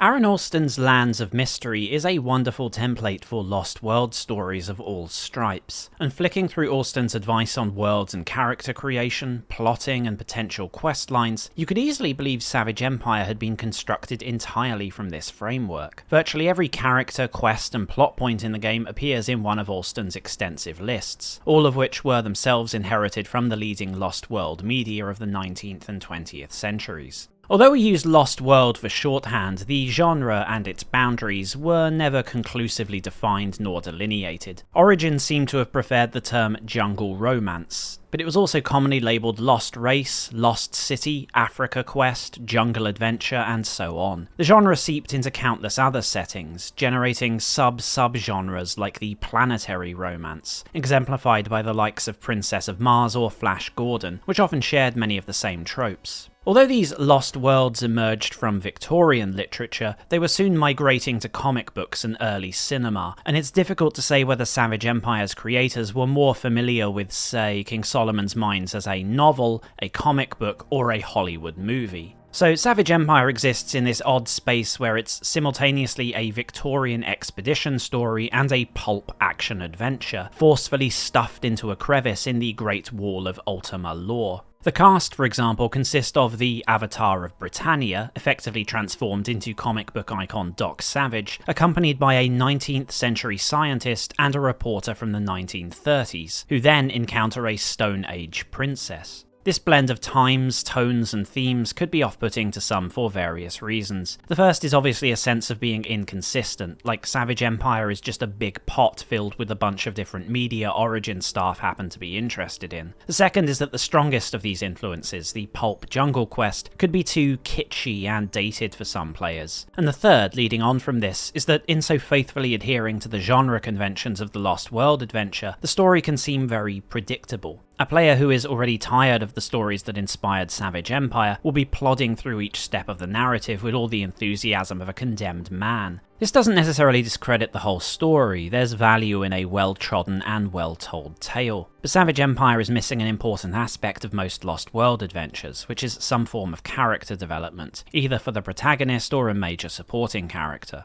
The intrepid adventurers of the Lost World, for example, learn much of science and of themselves, and for Edward Malone the quest is in many ways the making of a man, maturing and learning important life lessons, such as the inconstancy of woman. And King Solomon's Mines may not be so critical to the development of its protagonist, Alan Quatermain, but for the exile it's the fulfillment of a life's journey. For the Avatar, however, Savage Empire is mostly a side story, and none of the supporting cast, Rafkin, Ayala, Spectre, or anyone else really get a satisfying arc. And the story as a whole almost seems a bit out of order. The first act, loosely speaking, is finding the Avatar's companions and rescuing Ayala. The second is resolving the issue of Dr. Spectre and the Lost City, and the third is gathering the tribes and defeating the Myrmedex. Some criticism of Savage Empire has focused on the problem of uniting the tribes, which can be done almost to completion at virtually any point in the story, significantly shortening or lengthening any one of the 3 acts. I don't actually feel this is such an issue. I think it's simply that the order of the second and third acts inevitably lead to an anticlimax. The Lost City is by far the most revelatory and dynamic portion of the narrative, whereas the Myrmedex caves are a dull slog through copy-pasted monsters, culminating in a final battle with 2 harmless stage props.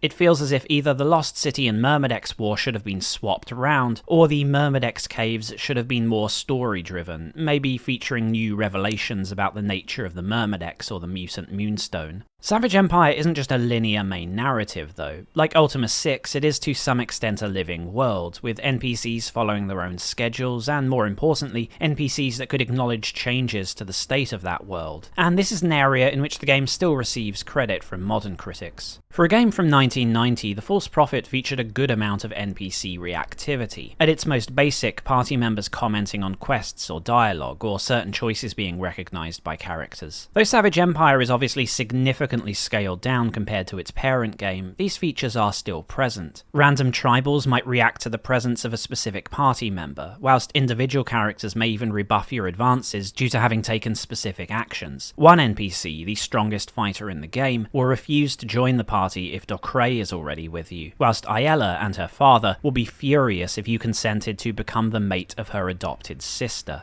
Savage Empire was not the first CRPG to include a romanceable party member, but it is usually cited in retrospectives as being a sort of spiritual antecedent to the more complex Biowarean romances that debuted 10 years after its release. Wooing your intended in Savage Empire is not a very sophisticated affair. It's established right from the start of the game that Ayala and the Avatar are fated to be in love, and formally activating the romance requires simply typing a love-related keyword and agreeing to a union, after which Ayala and a few other NPCs will change their dialogue, the most significant change being Tristia. I find it odd that the player has the option of romancing either Ayala or Tristia. The game makes it clear Ayala is the intended option, and Tristia doesn't even join your party. As I mentioned before, you can't even choose Tristia in the first place if you're playing the bugged GOG release, but it doesn't really matter because you derive no particular benefit from the choice. Tristia is portrayed as vapid and insecure, a pyromaniac, and quite possibly parricidal, and the slightly altered ending scene triggered by a Tristia romance is clearly meant to deride and humiliate players who picked her.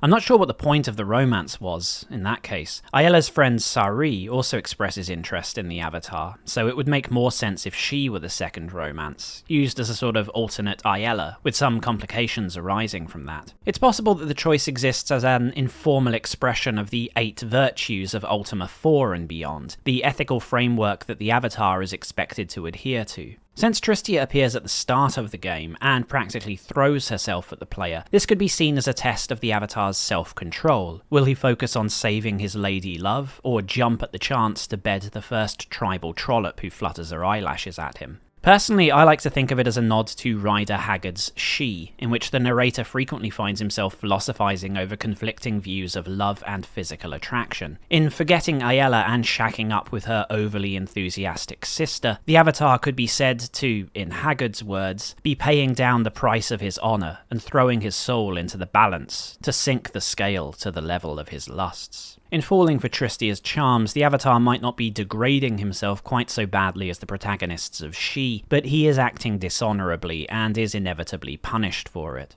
Though the 8 virtues are not formally integrated into Savage Empire's story and gameplay, there isn't much scope for behaving badly since there's nothing to steal, for example, other elements of Ultima's lore are very much in evidence. As an outsider to the Ultima series, I can't really comment on this topic as well as, say, retrospectives by Ultima Journeys, CRPG Addict, or the Digital Antiquarian, which devote a fair amount of space to considering how Savage Empire fits into the overall Ultima canon. However, whether a player is familiar with Ultima or not, it's impossible to get away from the fact that Savage Empire is part of the series. Aside from the general premise with the Avatar, the Moonstones, and Lord British, the whole game is saturated with Ultima references, for good or ill. By 1990, Ultima had a very well-earned reputation for being dizzyingly self-referential, with a mythos that had been built up and retconned and refined over many years. The Ultima setting was not only informed by 10 years of in-universe events, but also those things that orbited around the life of Richard Garriott, Origin Systems, and the Ultima fanbase. As with Ultima 6, a good number of characters in Savage Empire are references to either the mainline Ultima cast or to Origin staff. Docre, Triolo, and Shimuru are the most obvious, then slightly more obscure figures like Segalian, and new crossovers like the introduction of Dr. Johann Spectre, who would return in the second Worlds of Ultima. There are also some rather blunt pop culture references, like the Disquiqui clan being ruled by the Three Stooges in tribal face paint. A good number of critics evince mixed feelings as to whether the Savage Empire should have been, canonically speaking, an Ultima game. CRPG Addict, Ultima Journeys, and the Digital Antiquarian all express negativity towards the Ultima elements of the story, arguing the game should have been a totally new and separate universe to Britannia's. In principle, I agree with that. Whilst Ultima fans might enjoy finding all the different references in Savage Empire, for those not so familiar with the lore and in-jokes, it will probably be a negative. Unbelievers won't understand the purpose of the Moongates and the corrupted Moonstones, or really who the Avatar is in the first place. And the running joke of Docre being Dupre and so on is just going to seem like an unexplained plot point. Were it not there, the writers might have actually had to flesh out the characters beyond being not YOLO or whatever. Savage Empire's setting and story don't benefit from their relationship with the Ultima series, nor did the Worlds of Ultima games really contribute to the story of the mainline games. On the other hand, the game wouldn't exist at all were it not for the Ultima series. Some have rolled their eyes at the fact Worlds of Ultima was marketed as being presented by Lord British, and imply that Richard Garriott had a habit of taking credit for the achievements of other Origin staff. But in fairness to Garriott, the Ultima brand and the name Lord British were important marketing tools, and the Worlds of Ultima games, as mediocre as their final sales were, would likely have sold considerably fewer copies without the Ultima connection.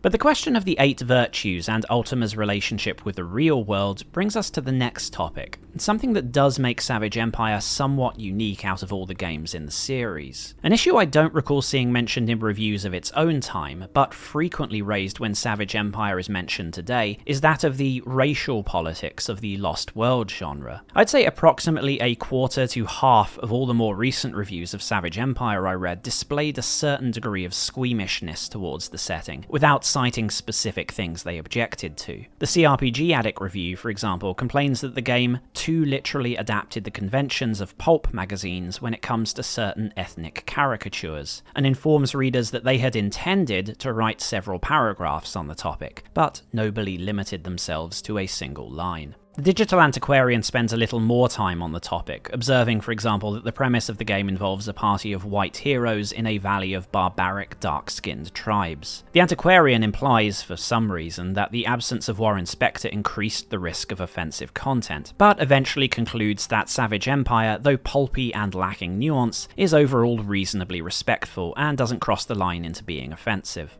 I'm not mocking these two writers for commenting on the issue, just using them to illustrate that there's a sense among many modern critics that Savage Empire is playing with fire. I think the racial elements of the Lost World genre and how they tie into Savage Empire are genuinely quite interesting. As we mentioned before, Savage Empire team members cited 4 novelists as the leading influences on the setting: Irish-born Arthur Conan Doyle, Englishman Henry Rider Haggard, American Edgar Rice Burroughs, and Frenchman Jules Verne. Now, the socio-political attitudes of these writers are the subject of countless essays and even a few books, and accurately characterizing their feelings on race and ethnicity is beyond the scope of our humble video. You can find opinion pieces asserting that Rider Haggard was a closet anti-imperialist, that Jules Verne's depiction of Africans is satirical, or that Edgar Rice Burroughs was a staunch advocate of racial equality. And these are not necessarily based on fanciful interpretations. Tarzan of the Apes, for example, contains many explicitly racist passages, but also critical views of imperialism and prejudice. However, regardless of the nuances of their individual beliefs, the original published works of all four contain both racial caricatures and, more importantly, the expression of a belief in a racial hierarchy, that traits like strength, intelligence, or even morality can be inherent to one's ethnicity, and that one race can be ordered above or below another on scientific grounds. To spare the hand-wringing and caveats, we'll therefore refer to the works of these authors as racist from here on out. These were not always directed at people of non-European heritage. The Lost World featured plenty of amusing asides regarding the Irish, such as Professor Challenger's belief that the protagonist's Celtic heritage grants him faint telepathic powers. But due to often being set in Africa or South America, the subject of racial differences naturally arose in such stories. Now, racial caricatures, though unpleasant to some readers today, aren't that germane to the topic of the jungle romance genre. Zambo from The Lost World or Esmeralda from Tarzan could just as easily be found in a crime novel or a love story of the era. They're not specific to the genre at hand. Slightly more relevant is the relationship between some authors' pro-imperialist views and how this manifested in their work. But again, I don't think the relationship is strong enough to be worth covering here. Admittedly, some Lost World stories were certainly perceived as or viewed in the context of empire building even at the time. One of the earliest cinematic adaptations of King Solomon's Mines, now lost, inserted a closing dedication to the spirit of adventure that had built the British Empire.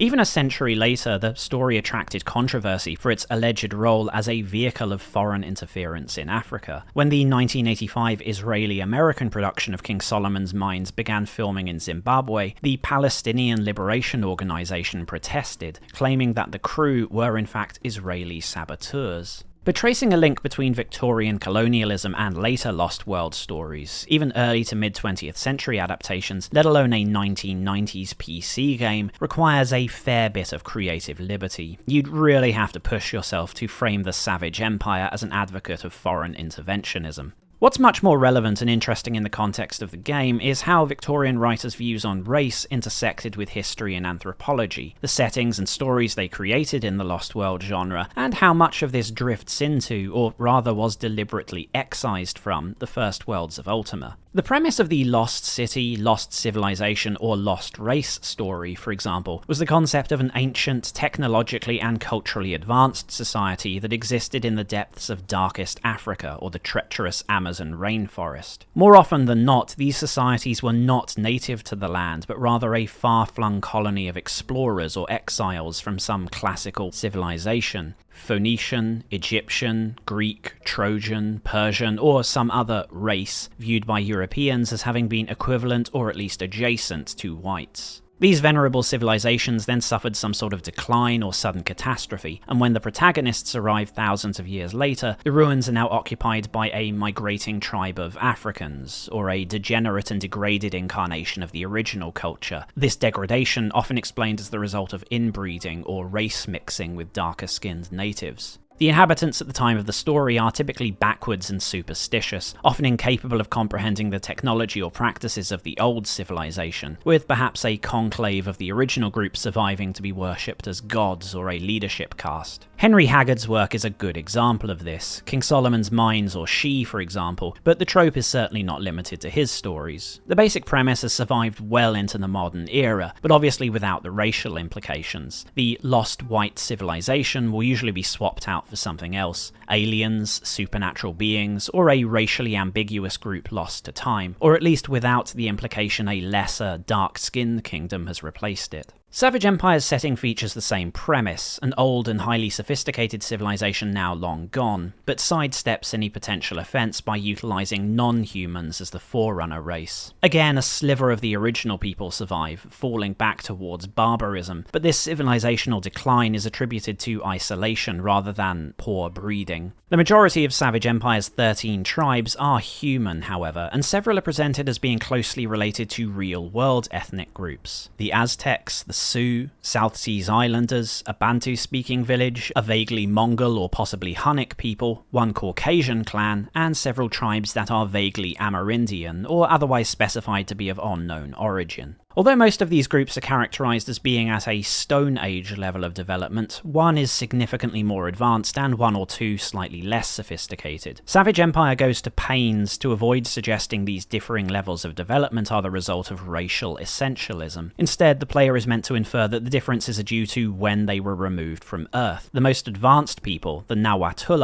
are stated to be the most recent additions to Jotun, having come from the late Aztec Empire, hence their advantages over other tribes that were transplanted to Jotun in an earlier era. Similarly, Origin were careful to avoid suggesting any inherent characteristics to the various tribes that could not be explained by their environment or cultural influences. Ignorance, aggression, or cultural stagnation are attributed to isolation. It's unlikely a Victorian Lost World author would have taken this approach. Even without any conscious or deliberate agenda, an educated person writing around the 19th or very early 20th century would have had a very different opinion as to how and why the varied ethnic groups of Eoden were at different stages of development. We can pretty confidently assume that, in an Edgar Rice Burroughs story, the congenital intelligence and temperament of each tribe would eventually make itself known. This was a strong theme in the Tarzan stories, where the protagonist, bred of, as Burroughs put it, the noble race of the Anglo-Saxon and of pure aristocratic stock, is explicitly contrasted with both African savages and blacks subjected to the same conditions as Tarzan, who of course do not thrive as he does. As Burroughs saw it, though environment played its part, blood and breeding would inevitably win out. Now, although I'm speculating here, I suspect it's no coincidence that in Savage Empire, the Caucasian tribe are stated to be the least advanced of the human tribes, whilst the black-skinned Yolanda are characterized as being roughly in the middle, between the Europeans and the Amerindians, and described as warlike but also noble and cultured. Had their places been reversed, Origin may have attracted accusations of racism. Another layer Origin added, perhaps to give themselves further breathing room, is the repeated reminder that none of the tribes have remained ethnically pure, and have interbred to a significant degree despite retaining many recognizable features of their ancestors. Again, this is probably to soften the implication that one tribe is greater or lesser than another due to their ethnicity, although it could also be an acknowledgement of the inherent absurdity of multiple ethnically distinct tribes, all within walking distance of another, coexisting in a single valley for hundreds or thousands of years. The exact details of how Origin formulated the backstory of Eoden and its inhabitants isn't entirely clear. Though the aforementioned Victorian novels were cited by name, it's hard to say how many staff at Origin were most familiar with the original, sometimes overtly racial works, and how many had read later editions, comic book adaptations, or the movies, almost all of which were revised to remove the most controversial elements of the originals, to sometimes ironic results. We do know, aside from Aaron Alston's strong grounding in the genre, that technical consultant Karen Bell no doubt played a part.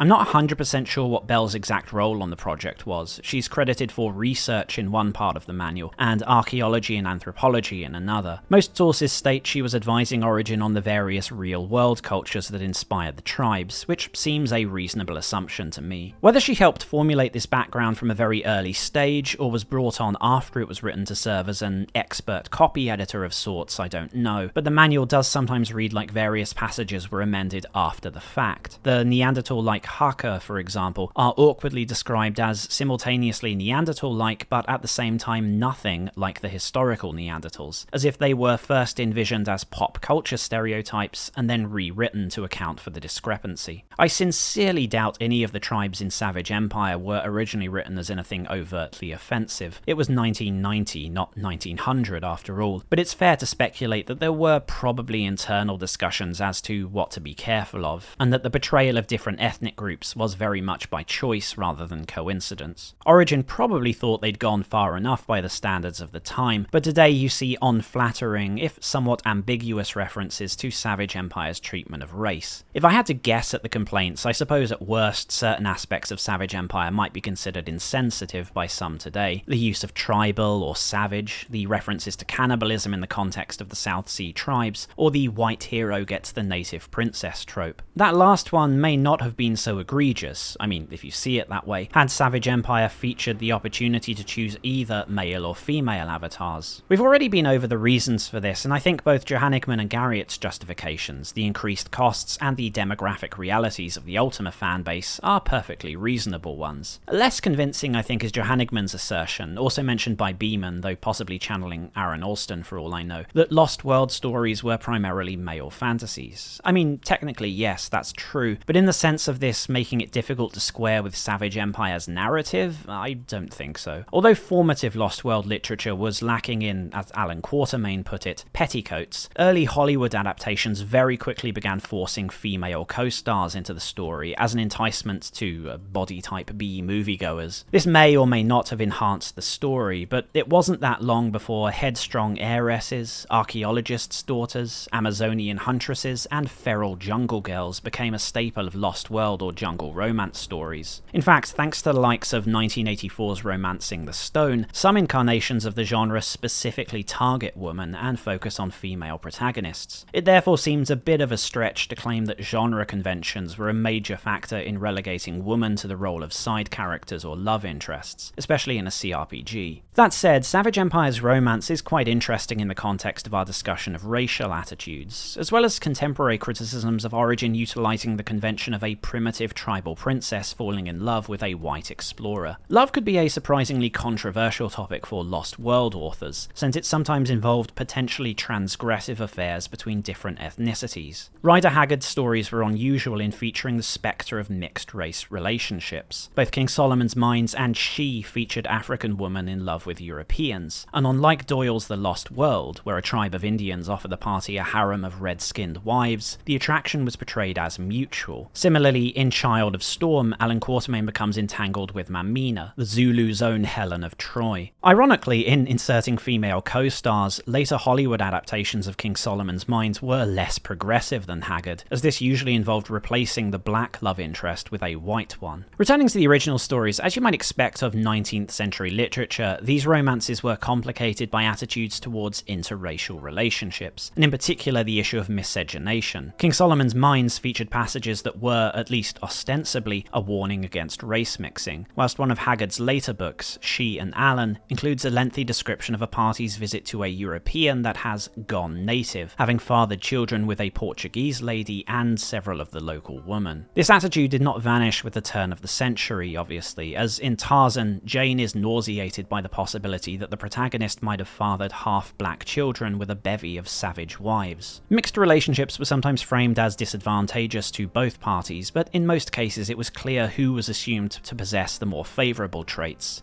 In the aforementioned case from She and Alan, mixed-race offspring, half-castes or half-breeds in the language of the time, are characterised as being closer to or further from savagery based on how strongly their European blood is in evidence. This idea comes out in several other of Haggard's books. In Nada the Lily, the most beautiful of the Zulu women is implied to have a white man in her family tree, whilst in Child of Storm, the attractive and intelligent Zulu Mamina is frequently described as copper-skinned rather than black. This extends to other Lost World stories in that if the European heroes find themselves a native lover, she will almost invariably be portrayed as, let's say, white adjacent. In riskier love stories, like Haggard's, potential controversy was diluted with the suggestion that even where the woman was not European, or, let's say an honorary Aryan, then a good dose of white blood nevertheless ran through their veins. In Lands of Mystery, Aaron Alston pointed out that in Lost World stories, a native love interest can be different, but not too different. An exotic princess may be green and lay eggs, but her skin will be a flawless, creamy green, and human enough that civilized people could accept her. Alston wasn't speaking in a real-world racial context, but his point perfectly applies to how Victorian and early 20th century authors navigated the thorny issue of romances between white protagonists and exotic natives. To a native of 1912, marrying an oviparous princess of Mars was one thing, but an African, well, that was quite another.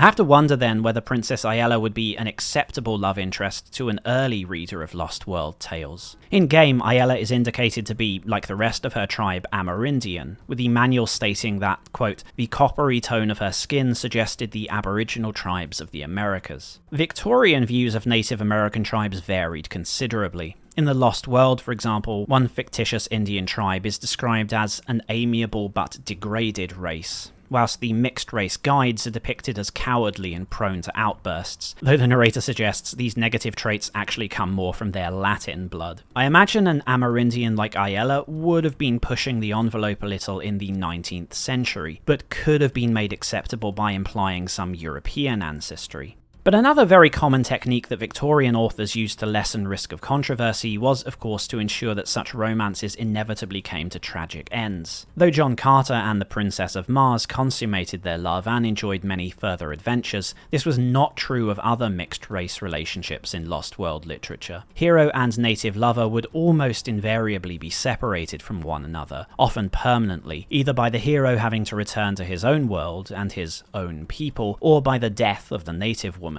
Savage Empire does reuse the former trope, though in this case not to evade Victorian social attitudes, but rather to ensure the Avatar can continue his adventures in Britannia and return to his one true love, Lord British. Amusingly, though the Ayala romance hardly ruffled feathers in 1990, most commentators merely observed that she was, as Ace magazine put it, rather dishy. I did notice the odd negative reference to it from more recent critics, either on the grounds of sexism or due to an unelaborated complaint regarding white males being paired with darker-skinned native women. Putting that aside, there is one final way in which the racial attitudes of the last couple of centuries may have influenced the Savage Empire. Some writers, like Henry Haggard, ruminated on the idea of a war between races. Haggard naturally viewed this in the context of Africa, where he, like many of his peers, believed in the possibility or even inevitability of a war between black and white for the future of the continent. The author often spoke of, quote, the building of a great Anglo-Saxon empire in Africa, which he described at the time as merely a baby, but one that would overwhelm its enemies and become king among nations. Haggard envisioned with mixed feelings a day when men would show their sons where the conquered Zulus, now placid and content subjects of the empire, had fought their final battles, places whose native names would be no more than a distant memory. One shouldn't assume the connotations of Haggard's stories are unique to the author. He certainly wasn't the only popular writer of his day concerned with a hypothetical race war in Africa or elsewhere. But the likes of Journey to the Center of the Earth, The Lost World, or Pellucidar, though written by authors with racist views, were not necessarily so concerned with a war for supremacy between races, so much as a war between species. When the protagonists of Doyle's book discover their lost world, they find themselves privileged to relive the great prehistoric battles fought by Homo sapiens against rival humanoids, most notably a race of ape men whose bloodline, it's implied, may have survived in the modern man. This theme of humanity's ancestors warring with competing species for dominion is particularly explicit in the first of Edgar Rice Burroughs' Pellucidar novels, where the protagonist is incensed by his discovery that the tribes of man are hunted by beasts and enslaved by humanoid lizard people. The hero's complaint is not merely that mankind is suffering, but also that mankind is not in his rightful place as master over the other races of the Hollow World. As the narrator sees it, mankind is entitled to dominion over whatever lands he inhabits, and in enjoying their natural wealth through 20th century technology. Thus, in leading Stone Age tribes against the reptilian Mahar, the hero is explicitly described as not only liberating humanity from enslavement, but also as righting a grievous crime against man's right to rule. The Avatar's quest in the Savage Empire is not framed in this way, but of all the racial, well,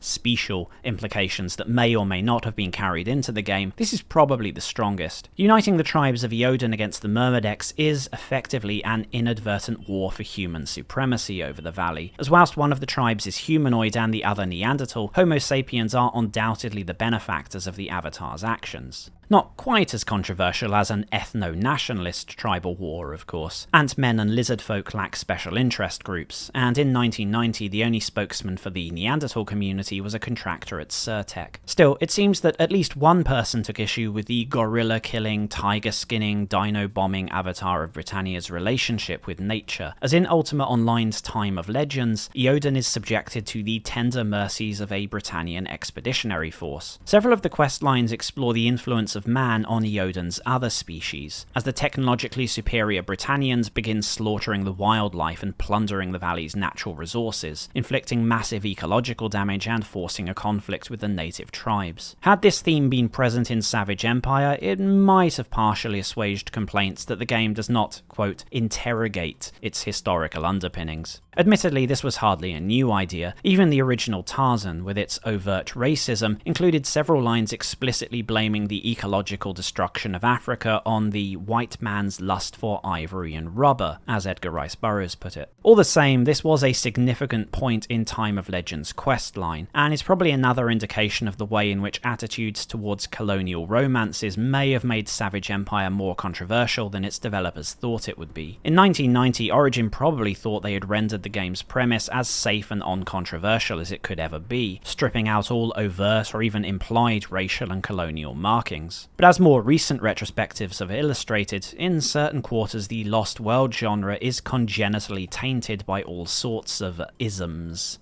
In featuring a white hero among pre-agrarian tribes, in pairing a European with a native princess, in the conquest of nature by post-industrial technologies, and so on. The mere fact that the genre emerged from the days of the scramble for Africa, of scientific racism and colonial adventurism, mean that some argue Lost World stories have a duty to be overtly anti-racist, or anti-imperialist, or, I don't know, accommodate vegan playstyles or something. In the Digital Antiquarian retrospective, the strange roles of Professor Rafkin, who behaves like a Victorian, and Jimmy Malone, who acts as if from 1930, are brought up to exhibit how Ultima's dating fits awkwardly with Savage Empire's historical influences. Personally, I think the game would have benefited from exploring this incongruity further, contrasting the attitudes of a Victorian academic with those of an interwar reporter and a modern protagonist. Sadly, I'm sure that would be a bridge too far for many developers, at best resulting in a tedious moral fable in which the game trips over itself to condemn the racism of its forebears. It seems the only road open for modern Lost World media is to take the genre as far from its original influences as possible, retaining the vaguest outline of jungles and ancient ruins, silhouettes of saber-toothed tigers and solotopes.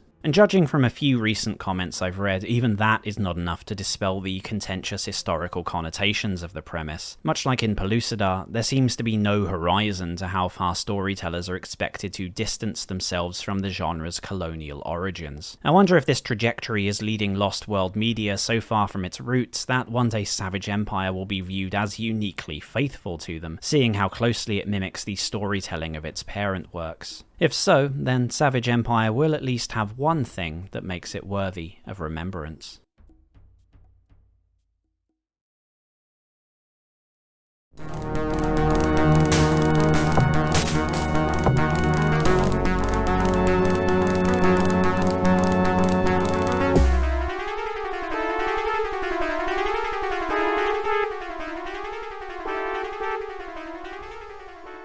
Though the Ultima brand needs no introduction, even to younger CRPG fans who may not have actually played any of the games, the same can hardly be said of the Worlds of Ultima series. Over 30 years after its original release, Savage Empire has struggled to retain any sort of notability or relevance, at least on its own merits. Matt Barton's History of Computer Role-Playing Games devotes a single digital page to both Savage Empire and Martian Dreams, briefly summarising their premise and mechanics, but not crediting either game with any notable achievements, nor including a personal recommendation from the authors. The CRPG book, by the Brazilian blogger Felipe Pay, spares a full page per game, but again doesn't explicitly advise players to bother playing them today. Some retrospective articles, like the Digital Antiquarian's, afford them many pages worth of analysis, but more as a thought experiment rather than due to the inherent value of the games. As we've seen, the only especially notable feature of the Worlds of Ultima series is their blend of adventure and role-playing mechanics, and even then this is treated more as a novelty than a triumph of game design. Their only other charms for contemporary critics lie in their settings, and it seems that Savage Empire tends to receive less attention in this area than the second game. Perhaps Savage Empire is too overtly pulpy, whereas Martian Dream's historical influences make it more intellectually engaging for commentators. Or perhaps it's just because Savage Empire's creative leads, even important figures like Aaron Alston and Jeff Johannigman, are not household names, whereas Martian Dreams was an early Warren Spector project, from before he earned accolades for his role in more famous titles like Ultima Underworld or System Shock. As I mentioned in the gameplay part of the video, I don't think it's horrifically unfair that Savage Empire isn't used as a model of CRPG or adventure game mechanics. It has some interesting ideas in terms of world design, exploration, skills, and structure, but due to its tiny budget and tight deadline, none of these are fleshed out enough to be enjoyable or even historically worthy of note.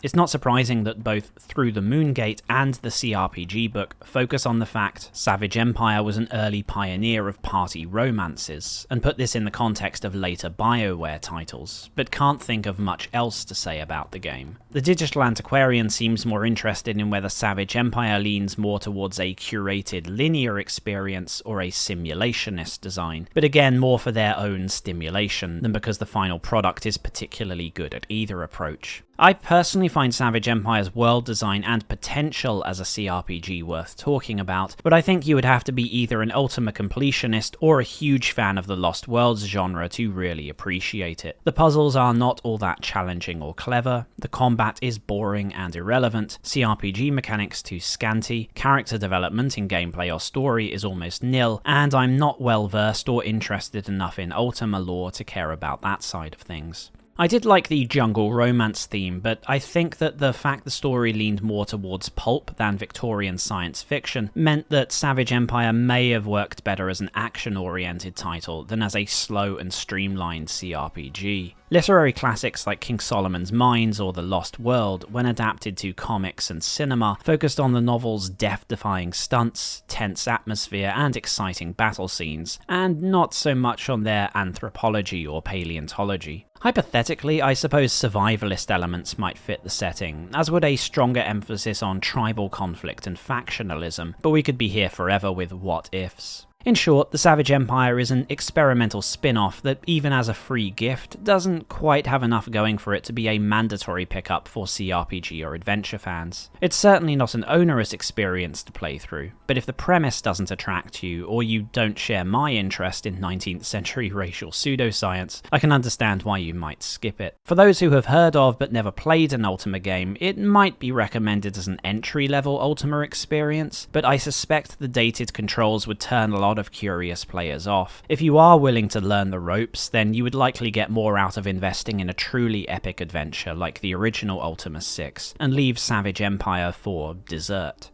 And that brings us to the end of another video. If you have some recommendations for similar games, or perhaps some other Lost World stories I haven't mentioned that you think are worth recommending, then please leave a comment below. Many thanks to all the people who helped me with research on the Savage Empire, such as Denis Loubet, George Sanger, Andrea Contato, Ben Lesnick, and others who asked not to be named. George Sanger asked me to let Ultima fans know that he's considering a new release of the Savage Empire soundtrack, and that anyone interested should message him through his official Bandcamp account. Finally, Denis Loubet asked me to remind future commentators that his name is spelt with one N, not two. I think he also wanted me to show this piece of art, dubbed Fazetta. I for one do not believe a gazelle should be depicted with a tummy like that, but I guess there's no accounting for human... something. The next video will be our final retrospective on the Infinity Engine series, which of course means 1999's Planescape Torment. I'll be quite busy until early August, and I probably won't be able to get it out before the summer holidays, so apologies if you have to wait a bit, but rest assured I will be back later in the year. Thanks very much for watching this retrospective, and thanks as always to my subscribers for keeping up with me. Have a great spring and summer if I'm late with the Planescape video, and take care of yourselves. See you all soon.